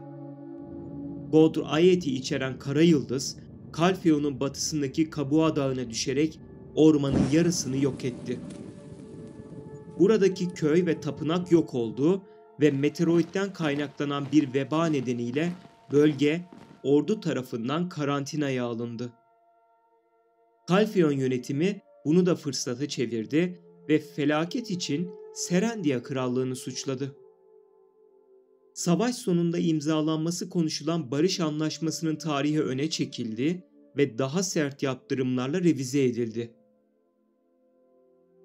İmzalanan barış anlaşması sonunda Hydael, Calphion'un vasalı haline geldi. Keplan ve Hydael'ın o zamanki kralları Lord konumuna indirildi ve haraç ödemeye zorlandılar. Ayrıca bu anlaşma Hydael Lord'unu Calphion'un ülkedeki tüm karataş yataklarının kontrolünü tamamen ele geçirmesine izin vermeye zorladı. Ordu kurmasını ve diğer uluslarla kendi başına diplomasi yürütmesini de yasakladı. Serendia ve Calphion arasındaki sınırda tarafsız bölge kuruldu. Böylece Hydael, bir isyan durumunda gelen Calphion askeri güçlerine karşı koyamaz hale getirildi. Kızıl Orklar bölgeye geldi ve yerleşti. Eski müttefiklerinden yeni elde ettiği karataş yataklarından memnun olmayan Kral Gayserik, Karaçöl'ün kontrolünü ele geçirmek için Valencia Krallığı'na karşı yeni bir sefer düzenlemenin zamanının geldiğine karar verdi. Bunu yapmak için Hydael'ı Mediah'a karşı yürümeye zorlamaya çalıştı, ancak artık hiçbir şeyi kalmayan Hydael Lord'u bunu kabul etmedi ve Kral Gayserik'in kulis çalışmaları başarısız oldu. Bunun üzerine kendi ülkesindeki kaynakları kullanmaya yönelen Gayserik, kilisenin idaresindeki varlıkları kontrol altına almaya çalıştı. Tüccar birliklerinin barındırdığı silahlı kuvvetlerin kendi kontrolüne geri verilmesini talep etti ve yeni paralı asker birliklerini finanse etmek için vergileri artırdı. Kül vebası olarak da isimlendirilen kül rengi salgın, Kuzeybatı Calphion'a ve ülkenin başkentine yakın bölgelere kadar yayıldı. Bir tedavi bulundu ve Calphion şehri yakınlarında ek bir alan karantinaya alındı. Zamanla burası terk edilmiş topraklar haline geldi. Çarpışmadan kaynaklanan kül, Kuzey Kamasilva'daki ormanlık alana kadar uzandı. Yerel ruhlar bundan dolayı öldü ve yeniden doğdular ya da hayaletlere dönüştüler. Paduslar ile Ronaroslar sürünen ağaç ormanına yerleşti ve daha sonra Kül Ormanı olarak adlandırılan Düşler Ormanı'ndan gelen kül nedeniyle yavaş yavaş delirdiler. Orman Rhonorosları güneye doğru ilerledi ve diş perilerinin ormanında yaşamaya başladı. Hydael, Serendia'nın başkenti oldu. Özellikle Mediah Krallığı'nda yaşanan son gelişmelerden sonra ticaret koridorlarının yeni gözde şehri Hydael oldu. Tüccarların akın etmesi ekonominin dengesini bozdu. Soylu bir kadın olan Grace Lauren, Lord Crucion'un da yardımıyla Tüccarlar Birliği'nin kurulmasına büyük katkı sağladı ve ticari kaosa bir son verdi. Savaşın ardından yaşananları fırsat bilen gizemli bir grup, yolsuzluğun efendisi Kızarkan'ın mühürlerinden birinin bulunduğu tapınağı ele geçirdi. Hydael'dan gelen güçler tapınağın kontrolünü geri almaya çalıştı ancak başarısız oldular. Mediah Tüccarlar Birliği Başkanı ve kraliyet ailesinin eski danışmanı Neruda Shen, kraliyet ailesinin hayatta kalan tek üyesi, ülkeyi kendi başına yönetecek yaşa gelene kadar Mediah'ın siyasi dizginlerini resmen naip olarak eline aldı. Ülkenin ordusunda çalışan ve eskiden Mediah'ın gerçek lordları olarak adlandırılan yerli bir kabile olan Sausonlar, tüccarların ülkeyi kontrol etmesini kabul etmedi ve Altınova ile çatışmaya hazırlandı. Altınova arenasının şampiyonları ve liderleri Schultz'un çabaları çatışmanın büyümesini engelledi. Ancak Schultz daha sonra kendi adamlarından biri tarafından öldürüldü. Sausonlar onun tüccarlar tarafından öldürüldüğüne inandı. Kuzey Kalesi ve limanın kontrolünü ele geçirdiler ve Altınova'ya savaş açma hazırlığına devam ettiler. Sausonların seçkin gücü Schultz muhafızları, liderlerini canlandırmanın bir yolunu bulmak için Mediah'tan ayrıldı. Hydael, bölgeyi güneydeki haydut tehdidinden korumak için Olvia ve Velia arasındaki Balenos'ta bir muhafız kampı kurdu. Kampa liderlik etmesi için komutan Cliff görevlendirildi. Kamp, asker sayısını artırmak için yerlileri bünyesine katmaya başladı. Agris bozkırındaki impler düşmanca davranmaya başladı ve Batı muhafız kampı onlarla başa çıkmak için odak noktasını değiştirdi. Olvia ve Velia arasındaki aktif ticaret durduruldu. Red Nose, Giat ve Goblinlerini yağma ormanına sürgün etti. Giat, Karataş'ın gücünden faydalanarak yaşlı bedenini terk etti ve idamından sonra Ehvaz tepelerine atılan Kroxus Antonio'nun genç bedenine geçti. Yeniden doğan Giat, yıkık Kron Kalesi'ne saldırdı. Bir kişi haricinde karşısına çıkan herkesi alt etti. Ancak Phantom Şövalye ile karşılaşınca bedeni buz kesildi ve şövalye tarafından mağlup edildi. Yaralı bir şekilde Kron Kalesi harabelerinden geri çekildi. Burada önemli bir noktayı detaylandırmak gerekir. Giat, Phantom Şövalye'yi görünce dona kaldı. Çünkü Giat'ın bedenini kullandığı Kroxus, yıllar önce Phantom Şövalye'nin ellerinde idam edilmişti.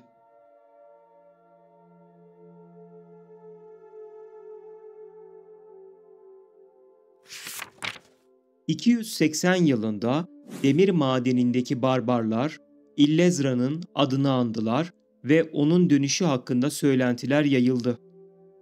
Mediah'taki kaos ortasında terk edilmiş demir madeninin etrafında yaşayan barbarlar ve kuzeybatı Mediah ormanlarının şiddetli Sezek avcıları birlikte Altınova'ya sızdılar. Uzun süredir düzenli bir şehir olan Altınova, göz açıp kapayıncaya kadar kaos içine düştü. Mediah Tüccarlar Birliği ne gelenlerin karınlarını doyurma ne de onları geri gönderme kabiliyetine sahip değildi. Bu gruplarla rahatsızlık verici bir birlikteliği kabul etmeye zorlandı. TR genci için realistik bağlamlar içeren ve oldukça tanıdık gelen bu bölümden sonra daha doğuya, Valencia topraklarına geçiyoruz. Gardaka, kehanetlerinden birini Kral Torma ile paylaştı ve yıkımı önceden haber verdi. Kral Torme Eilton'a gitti. Eilton şamanının halefi Marumin görevinden feragat etti. Valencia kralı Torme ile evlendi ve dağlık bölgeyi terk etti. Inwich, Eilton'un yeni şamanı oldu. Kral Torme, kehanetin gerçekleşmemesini sağlamak amacıyla elindeki altın anahtarı Marumin'e verdi. Kraliçe Marumin, Valencia'dan ayrıldı, memleketine döndü ve anahtarı eritip tütsülüğe dönüştürdü. Tütsülüğü Maslan'a emanet etti. Kısa süre sonra da vefat etti. Net tarihi belli olmamakla birlikte bu zaman dilimine yakın bir noktada Alyaelli kapısının bulunduğu kuzey bölgesi kapatıldı. Prens Kayal Nesser tarafından yönetilen Kabal adlı Valencia örgütü içindeki canavarlara karşı savaştı. Kayal emre itaatsizlik etti ve kaçtı. Kısa bir süre sonra tarikatın bir üyesi, Kabal rahipliğinin sözlerinin ardındaki gerçeği kendi başına bulmaya karar verdi ve Alyaelli'yi terk etti. Genç bir karanlık şövalye ferdi, Kamasilve'nin yanmış olduğunu gördüğü kabuslarla başa çıkmaya çalıştı. Kamagrana'ya erişim sağlayamadığı için Cenel kız kardeşlerini yaklaşan felaket hakkında uyaramayan genç kadın, bir grup ahibin teklifiyle karşılaştıktan sonra diğer karanlık şövalyelerle birlikte kara ruhların gücüne dalmaya karar verdi. Birçok denemenin ardından kara ruhların gücünü manipüle etmek ve amplifiye etmek için tasarlanmış bir prototip silah tamamlandı. Ancak güç arayışındaki genç kız evini yok eden bir patlamaya sebep oldu. Jourdain Dukas, Hydel'ın büyük kahyası olarak atandı. Antik kalıntılara ve kara taşlara ilgi duyan Jourdain, Oquilla'nın gözünün sömürge haline getirilmesi ve Hydel'ın bu çabaya katılması için eski Ay klanı ile bir anlaşma imzaladı. Lord Crucio ve Jourdain, Hyde Kalesi'ni yeniden inşa etmek için köylülerden vergi toplamaya başladı ve Calpheon'dan bağımsızlık kazanma planları için Mediah'tan paralı askerlerden oluşan bir orduyu gizlice askere aldı.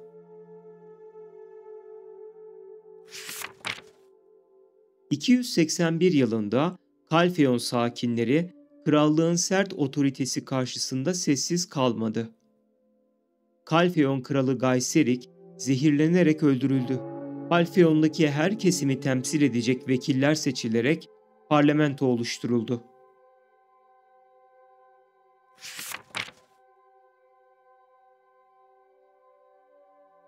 ...282 yılında Kral Tormenesser öldü. En büyük oğlu Shazad Nesser, Valencia'nın 6. kralı olarak taç giydi.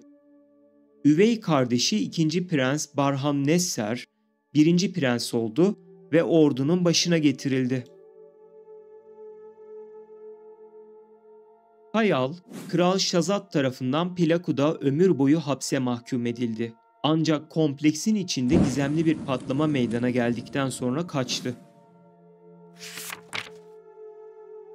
283 yılında Al-Rundi tarafından organize edilen bir köylü isyanı patlak verdi. Aynı zamanda ülke genelindeki haydutların sayısı da arttı. Braki liderliğindeki en büyük haydut gruplarından biri, tarafsız bölgedeki artık terk edilmiş Bredy Kalesi'nin kontrolünü ele geçirdi. Daha sonra Kırmızı Orklar tarafından oradan kovuldular ve sonunda tarafsız bölgenin kuzeyindeki bir tepede kendi operasyon üslerini inşa ettiler. Kızıl Orklar, Demi Nehri'nin güneyindeki tarafsız bölgenin tamamını işgal ettiler.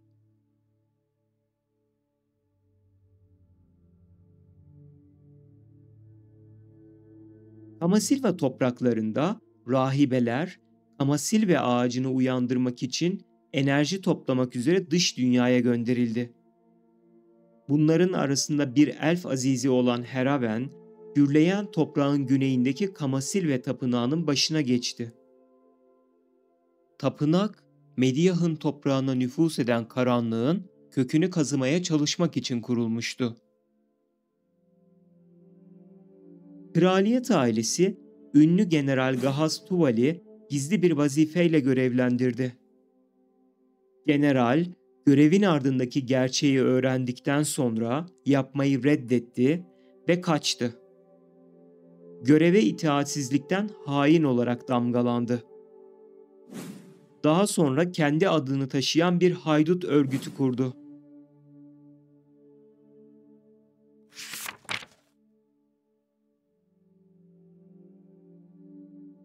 Schultz muhafızları Mediah'a dönerek Schultz'u canlandırmaya bir adım daha yaklaştı. Kum tanesi pazarı Gahaz haydutlarının kontrolü altına girdi. 1. Prens Barhan Nesser liderliğindeki Katan ordusu bölgeye sevk edildi, onları kasabadan kovdu. Haydutlar kuzey kanyonlarındaki Yalt Kanyonu'na yerleşti. Oraya vardıklarında Garzar ve onun soyuyla bir anlaşma yaptılar. Sürgündeki bilge Danuman, Yalt Kanyonu'ndaki inlerinde Gahaz haydutlarıyla birlikte yaşarken öldü. Akman kabilesi üyeleri krallık vatandaşları tarafından çölde görülmeye başladı. Halk arasında kral hanedanı ile kabile arasındaki buzların eridiği ve Akmanların krallıktan işbirliği daveti aldığı dedikoduları duyuluyordu. Francesca Sirik ya da klonlarından biri, ölülerin kralı Aksia'nın sunağını aramak için Illezra ile birlikte seyahat ederken görüldü. Zarka'nın takipçileri Run şehrini ve Çağrı Tapınağı'nı yağmaladı ve işgal etti. 284 yılında Prens Manmehan Nesser, çöldeki yüksek saflıkta kara taşları çıkarmak için bir sondaj makinesi icat etti ve bu süreçte Kutsal Vaha, Zaman Vahası ve Hayal Vahası adında 3 vaha keşfetti.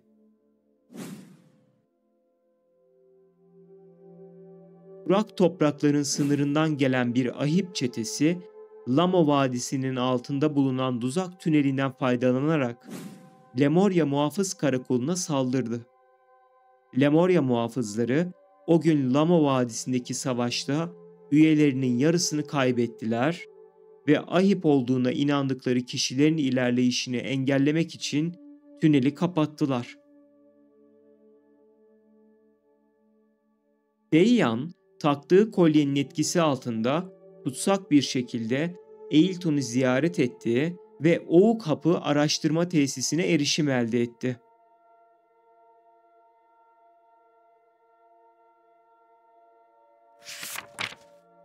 ...286 yılında Kraliçe Brolina Ornet, Kamasilva sınır kapılarını tekrar açtı ve Drekan ile Kalfeon'a elçiler gönderdi.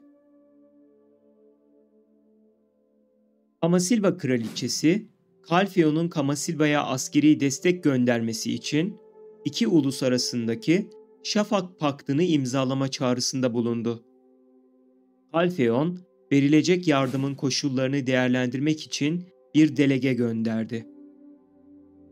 Ancak delege, Kamasilve'nin ışığının geri gelmesine yardımcı olduktan sonra Kraliçe Brolina Ornet askeri yardım talebini geri çekti ve Cumhuriyet'le herhangi bir ticaret anlaşması yapmaktan vazgeçti.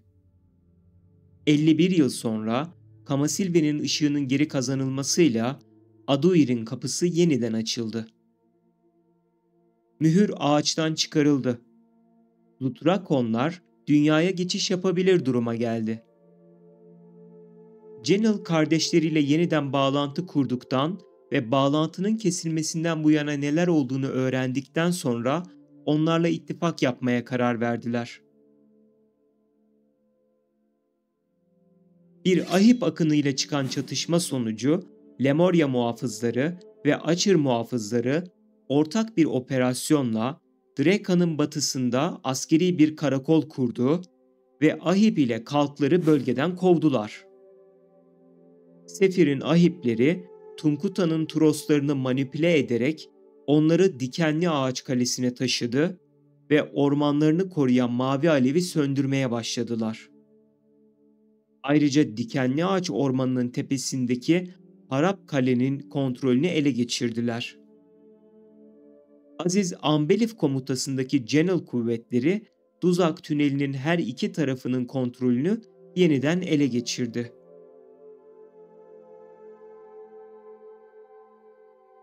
Obsidyen külleri ve Fiorencina'nın ahipleri birbirine karşı yanlış anlamalarını düzelttiler ve Sefir'in planlarını durdurmak için işbirliğine başladılar.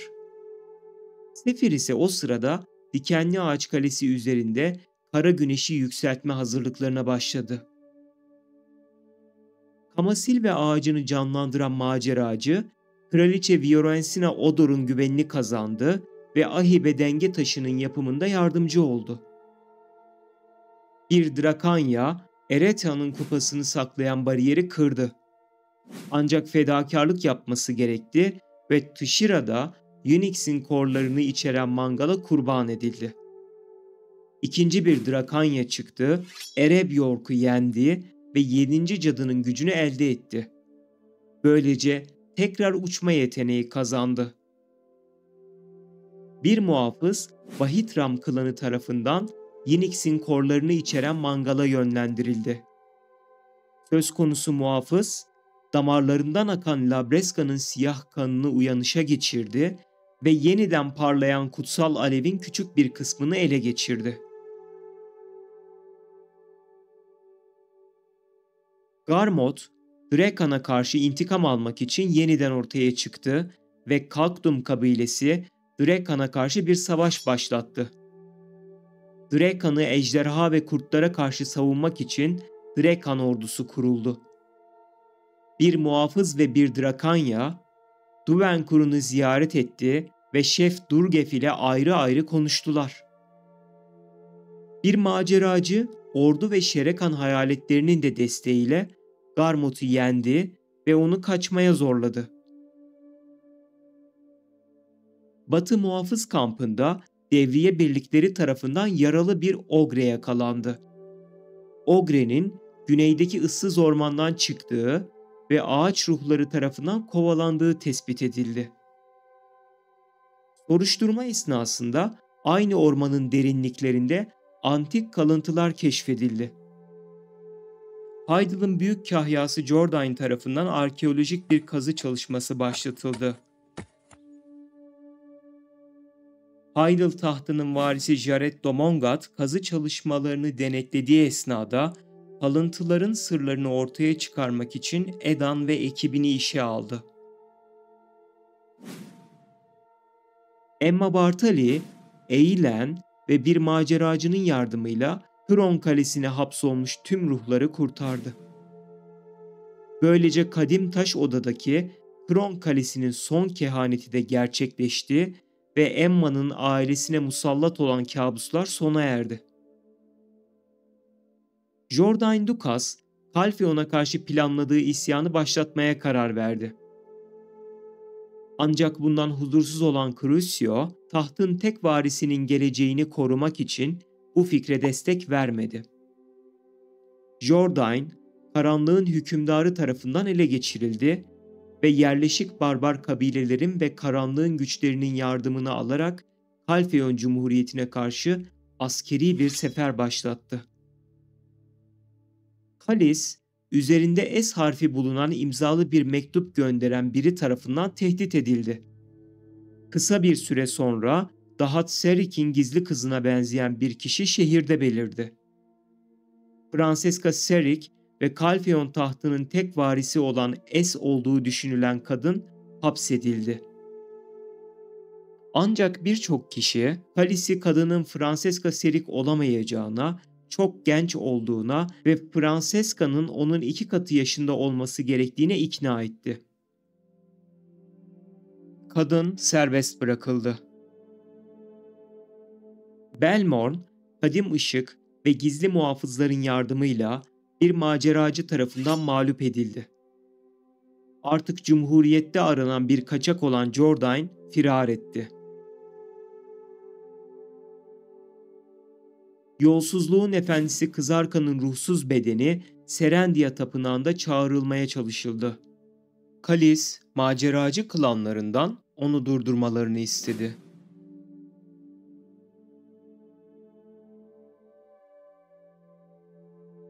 Mahdi Budar tarafından düzenlenen ikinci bir kara güneş ayini önlendi. Aynı inancı paylaşmayan ve iki ayrı amaca sahip iki Francesca seri klonlarından biri, antik kalıntıların içinde yeni bir kuturan ağacı yetiştirmeye çalıştı. Kalfeon'u işgal etmek ve tahtı kendisi için geri almak amacıyla İllezra zamanından kalma karanlık enerjiyi kullanarak askeri bir güç toplamaya başladı. Sonunda klonlardan biri diğeri tarafından öldürüldü. Veya başka bir anlatıya göre kuturan ağacı yetiştirme amacına sahip klon, ağacın çiçeklenmesini bitirmek için diğer klon tarafından kurban edildi. Kızarka, Serendia ve Kalfeon'da iki farklı girişi olan tapınakta kısmen çağrıldı. İllezra onun ruhunu çaldı ve tekrar mühürledi. Bundan sonra Kızarka'nın ruhsuz bedeni Serendia'da tekrar çağrıldığı belirtici bir döngüye girdi. Alan Serbin, Kartia'nın tırpanı üzerindeki mührü açtı ve genç bir büyücüye emanet etti.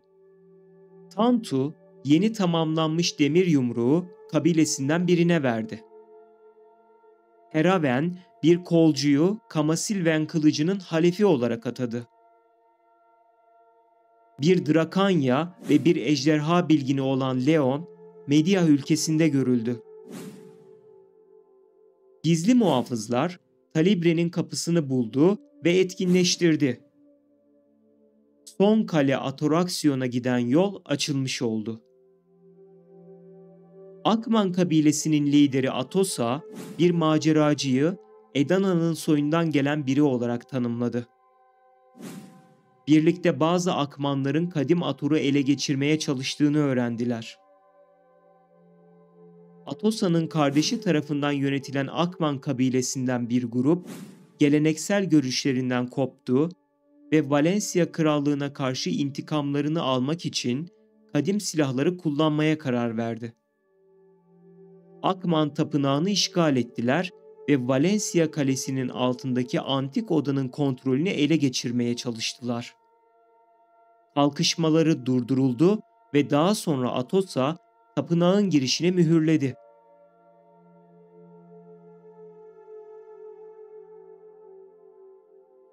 Lavanya Birliği, Oberyn Birliği'nin ticari rotaları üzerinde hakimiyet kurmak için bir casus aracılığıyla suikast düzenlemeye çalıştığı ortaya çıktıktan sonra çöl ticaret yolunun kullanım hakkını kazandı. Oberyn, Kayal liderliğindeki Muikun çetesi tarafından serbest bırakılmadan önce Hilako hapishanesine gönderildi. Alyaelli'den ayrılan Kabal üyesi, Ibedor tarafından geçici olarak kandırıldı ve Batı Valencia'daki karanlık cennetin kapılarını açtı. Uyanış kitabında öğretilen öğretileri hatırlayarak aldatmacanın farkına vardı ve kapıyı kapatabildi. Bu süreçte Ibedor'un gücünün bir kısmını emdi. Edana'nın soyundan gelen kişi, beyaz giysili cadı Illezra tarafından Ataraksiyon'a çekildi. Kompleksin 4 biyomundan ikisini keşfettikten sonra Illezra, Atomagia'nın kalbi olarak bilinen eseri çaldı ve ortadan kayboldu. Kuzeybatı Kalfeon'da Ahib, Gölge Şövalyeleri ve Işık Kardeşliği arasındaki ittifak bozuldu. Gorgat'a kül vebasının tedavisi verildi.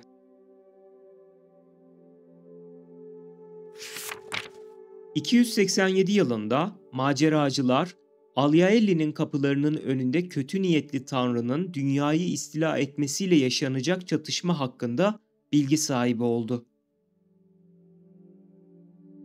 Yetişkinliğe yaklaşmakta olan Prens Barets, sözde kendi güvenliği için Shen tarafından Valencia'ya sürgün edildi. Kısa bir süre sonra Neruda Shen kendisini başbakan ilan etti ve tüccar loncasından insanlarla birlikte hükümet kabinesi kurdu. Doğuya giderken prensin konvoyu pusuya düşürüldü. Sirane'nin bir Edana olduğu ortaya çıktı. Büyü yitirme durumu tarihte gerçekleşti. Illezra'nın Atomagia'nın kalbinin peşine düşmesine yardımcı olmak için kasabada büyü toplayan bir büyücünün planı durduruldu. Karanlıklar tanrısı Serendia ve Kalfeon topraklarını işgal etmeye başladı. Kızarka'nın ruhsuz bedeni Hadum'un istilasından etkilendi. Hadum'a karşı koyabilmek için kahramanlara sınav yapılan Gölgeler Arenası'nda mühürlenmiş bir bölge vardı. Orada Gölge Şövalyeleri tarafından yapılan Kabusun Gölgeleri isimli varlıklar bir süre sonra şövalyelerin gözetiminden çıkmaya başladılar. Gölge Şövalyeleri kendi yaptıkları askerlerin bir gün aniden arenadan kaybolduğunu görüp çok büyük endişe duymaya başladılar. Hadum'un istilasının mühürlü yasak arenaya kadar geldiğini anlayıp yaratıkları geri getirebilmek için her şeyi yaptılar. Fakat Hadum'un istilasını engelleyemediler.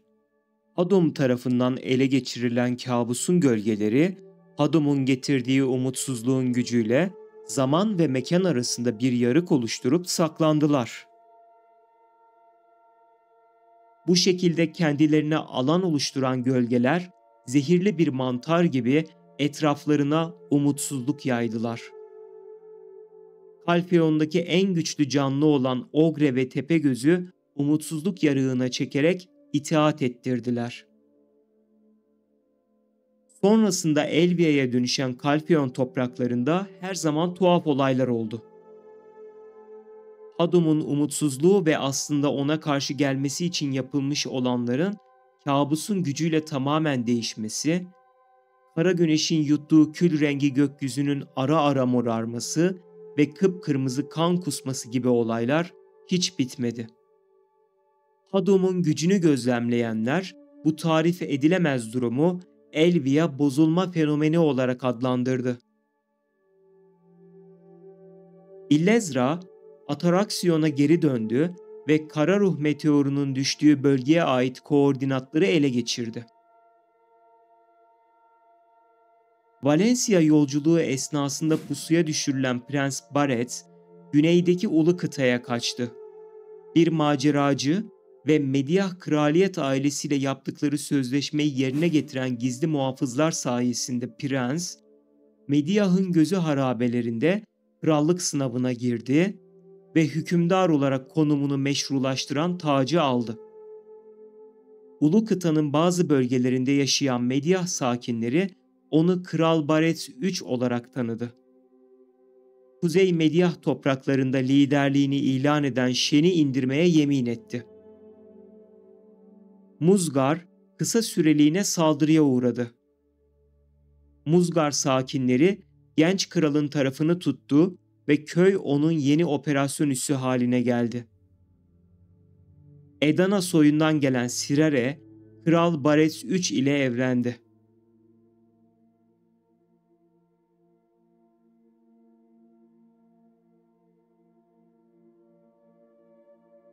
Garmot'un Drekan'daki yenilgisinden sonra Kara Ruh tarafından ele geçirilen Deian, Şerekan demir madenine kaçtı.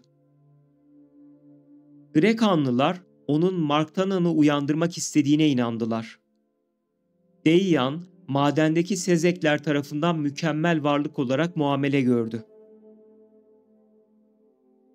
Okjinsiniler, Geyik Abetsler tarafından verildiği söylenen oğu haplarını yuttuktan sonra ölmeye başladılar. Gerçekte o haplar Deian tarafından değiştirilmişlerdi.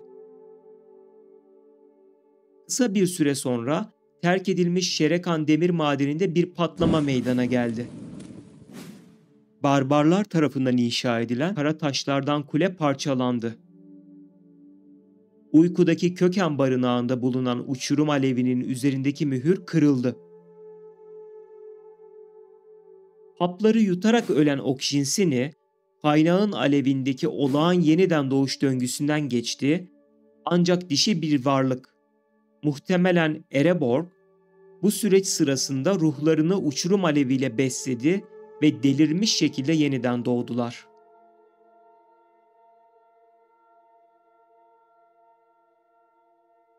Bir grup delirmiş Oksjinsini, Zviyer yaylasındaki leopard totemini yok etti.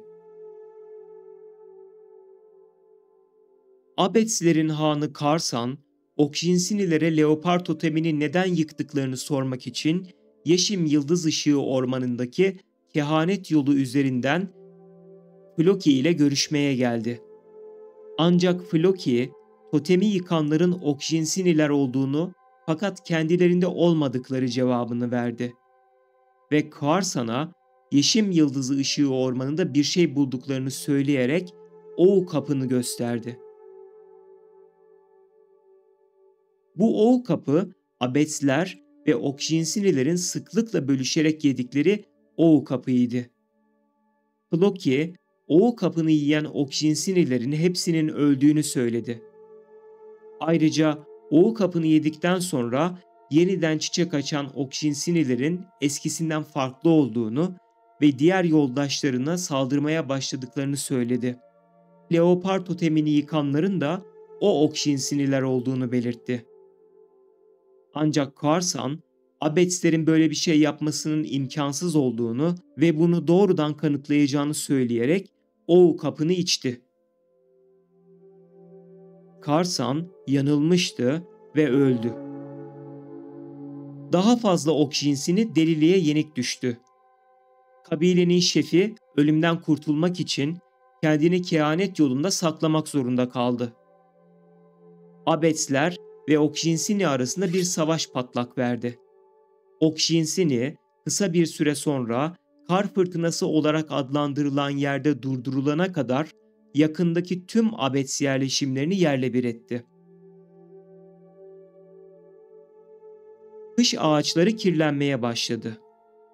Kirlenmiş olanlar karanlık kış ağaçları olarak adlandırıldılar. Bunlar köklerini bölgeye yaymaya başladı. İlk olarak Zviyer tepelerinde görülüp kuzeye doğru yayıldılar. Karanlık ağaçları dikenlerin murravaklar olduğu anlaşıldı. Karanlık kış ağaçları yerel kış ruhlarının delirmesine neden oldu ve bunlar da bölgeyi saran ölümcül kışa yol açtı. Drekan ordusu bölgeye girişi engelledi. Doğuya seyahat etmek isteyenler için Eilton'a giden bir sınır kontrol noktası kuruldu. Duvenkur'un paralı asker ofisi, paralı askerlerin Eilton'a dağıtımını organize etti. Garmot'u yenen maceracının Duvenkur'una döndüğü gün, eski Drekanbaş rahibesi Margot, altı cadının denemelerini geçip Yınix'i kullanarak karanlığı yenecek kış savaşçısı hakkında bir vahiy aldı. Gizli muhafızlar adına bir maceracı, Illezra'nın Yınix'i daha önce ele geçirmesini engellemek için uykudaki Köken barınağından Yınix'i almak üzere ebedi Kış Dağı'na gitti. Hydel'ın sürgündeki eski büyük kahyası Jordain Dukas ve merhum Eilton Hanı'nın oğlu Lando ile birlikte bu maceracı altı cadının sınavından geçti. Alev'in Yınix olmadığını bilseler de Jordain'in bölgedeki sorunları çözmek için yardım edebileceğini umarak onu söndürmeye gittiler. Yolculukları sırasında bu grup Oksjinsini şefi Floki'yi kurtardı. Şerekan demir madeninde bir grup, Marktana'nı daha kolay ele geçirmek için daha fazla güce sahip yeni bir cihaz isteyen Deyyan tarafından kandırıldı. Ancak grup içsel korkularının üstesinden geldi ve varlığı kaçmaya zorladılar. Grup madenlerdeki patlamanın ve Oksjinsini'yi ele geçiren deliliğin ardında bu varlığın kara ruhun olduğunu keşfetti. Muhtemelen Murovakların bölge genelinde kirlenmiş ağaçları dikmesinin arkasında da bu vardı. Alev'in odasına girmeyi başaran Jordain, Belmore'un damgasını alevle birlikte vücudundan sildi. Ancak karanlıklar tanrısı Hadum'un etkisinde kaldı ve elindeki alevle birlikte ortadan kayboldu. Hem Abets'in hem de Okshinsinli'nin kehanet yolu tabletleri sonunda yeniden bir araya geldi ve dünyanın Kuzey Valencia'daki Aliaelli'nin kapılarının ötesinden gelecek felaketi önlemek için hazırlanması gerektiğini ortaya çıkardı. Tilki Abets kılığına giren Illezra, Eilton'da görüldü.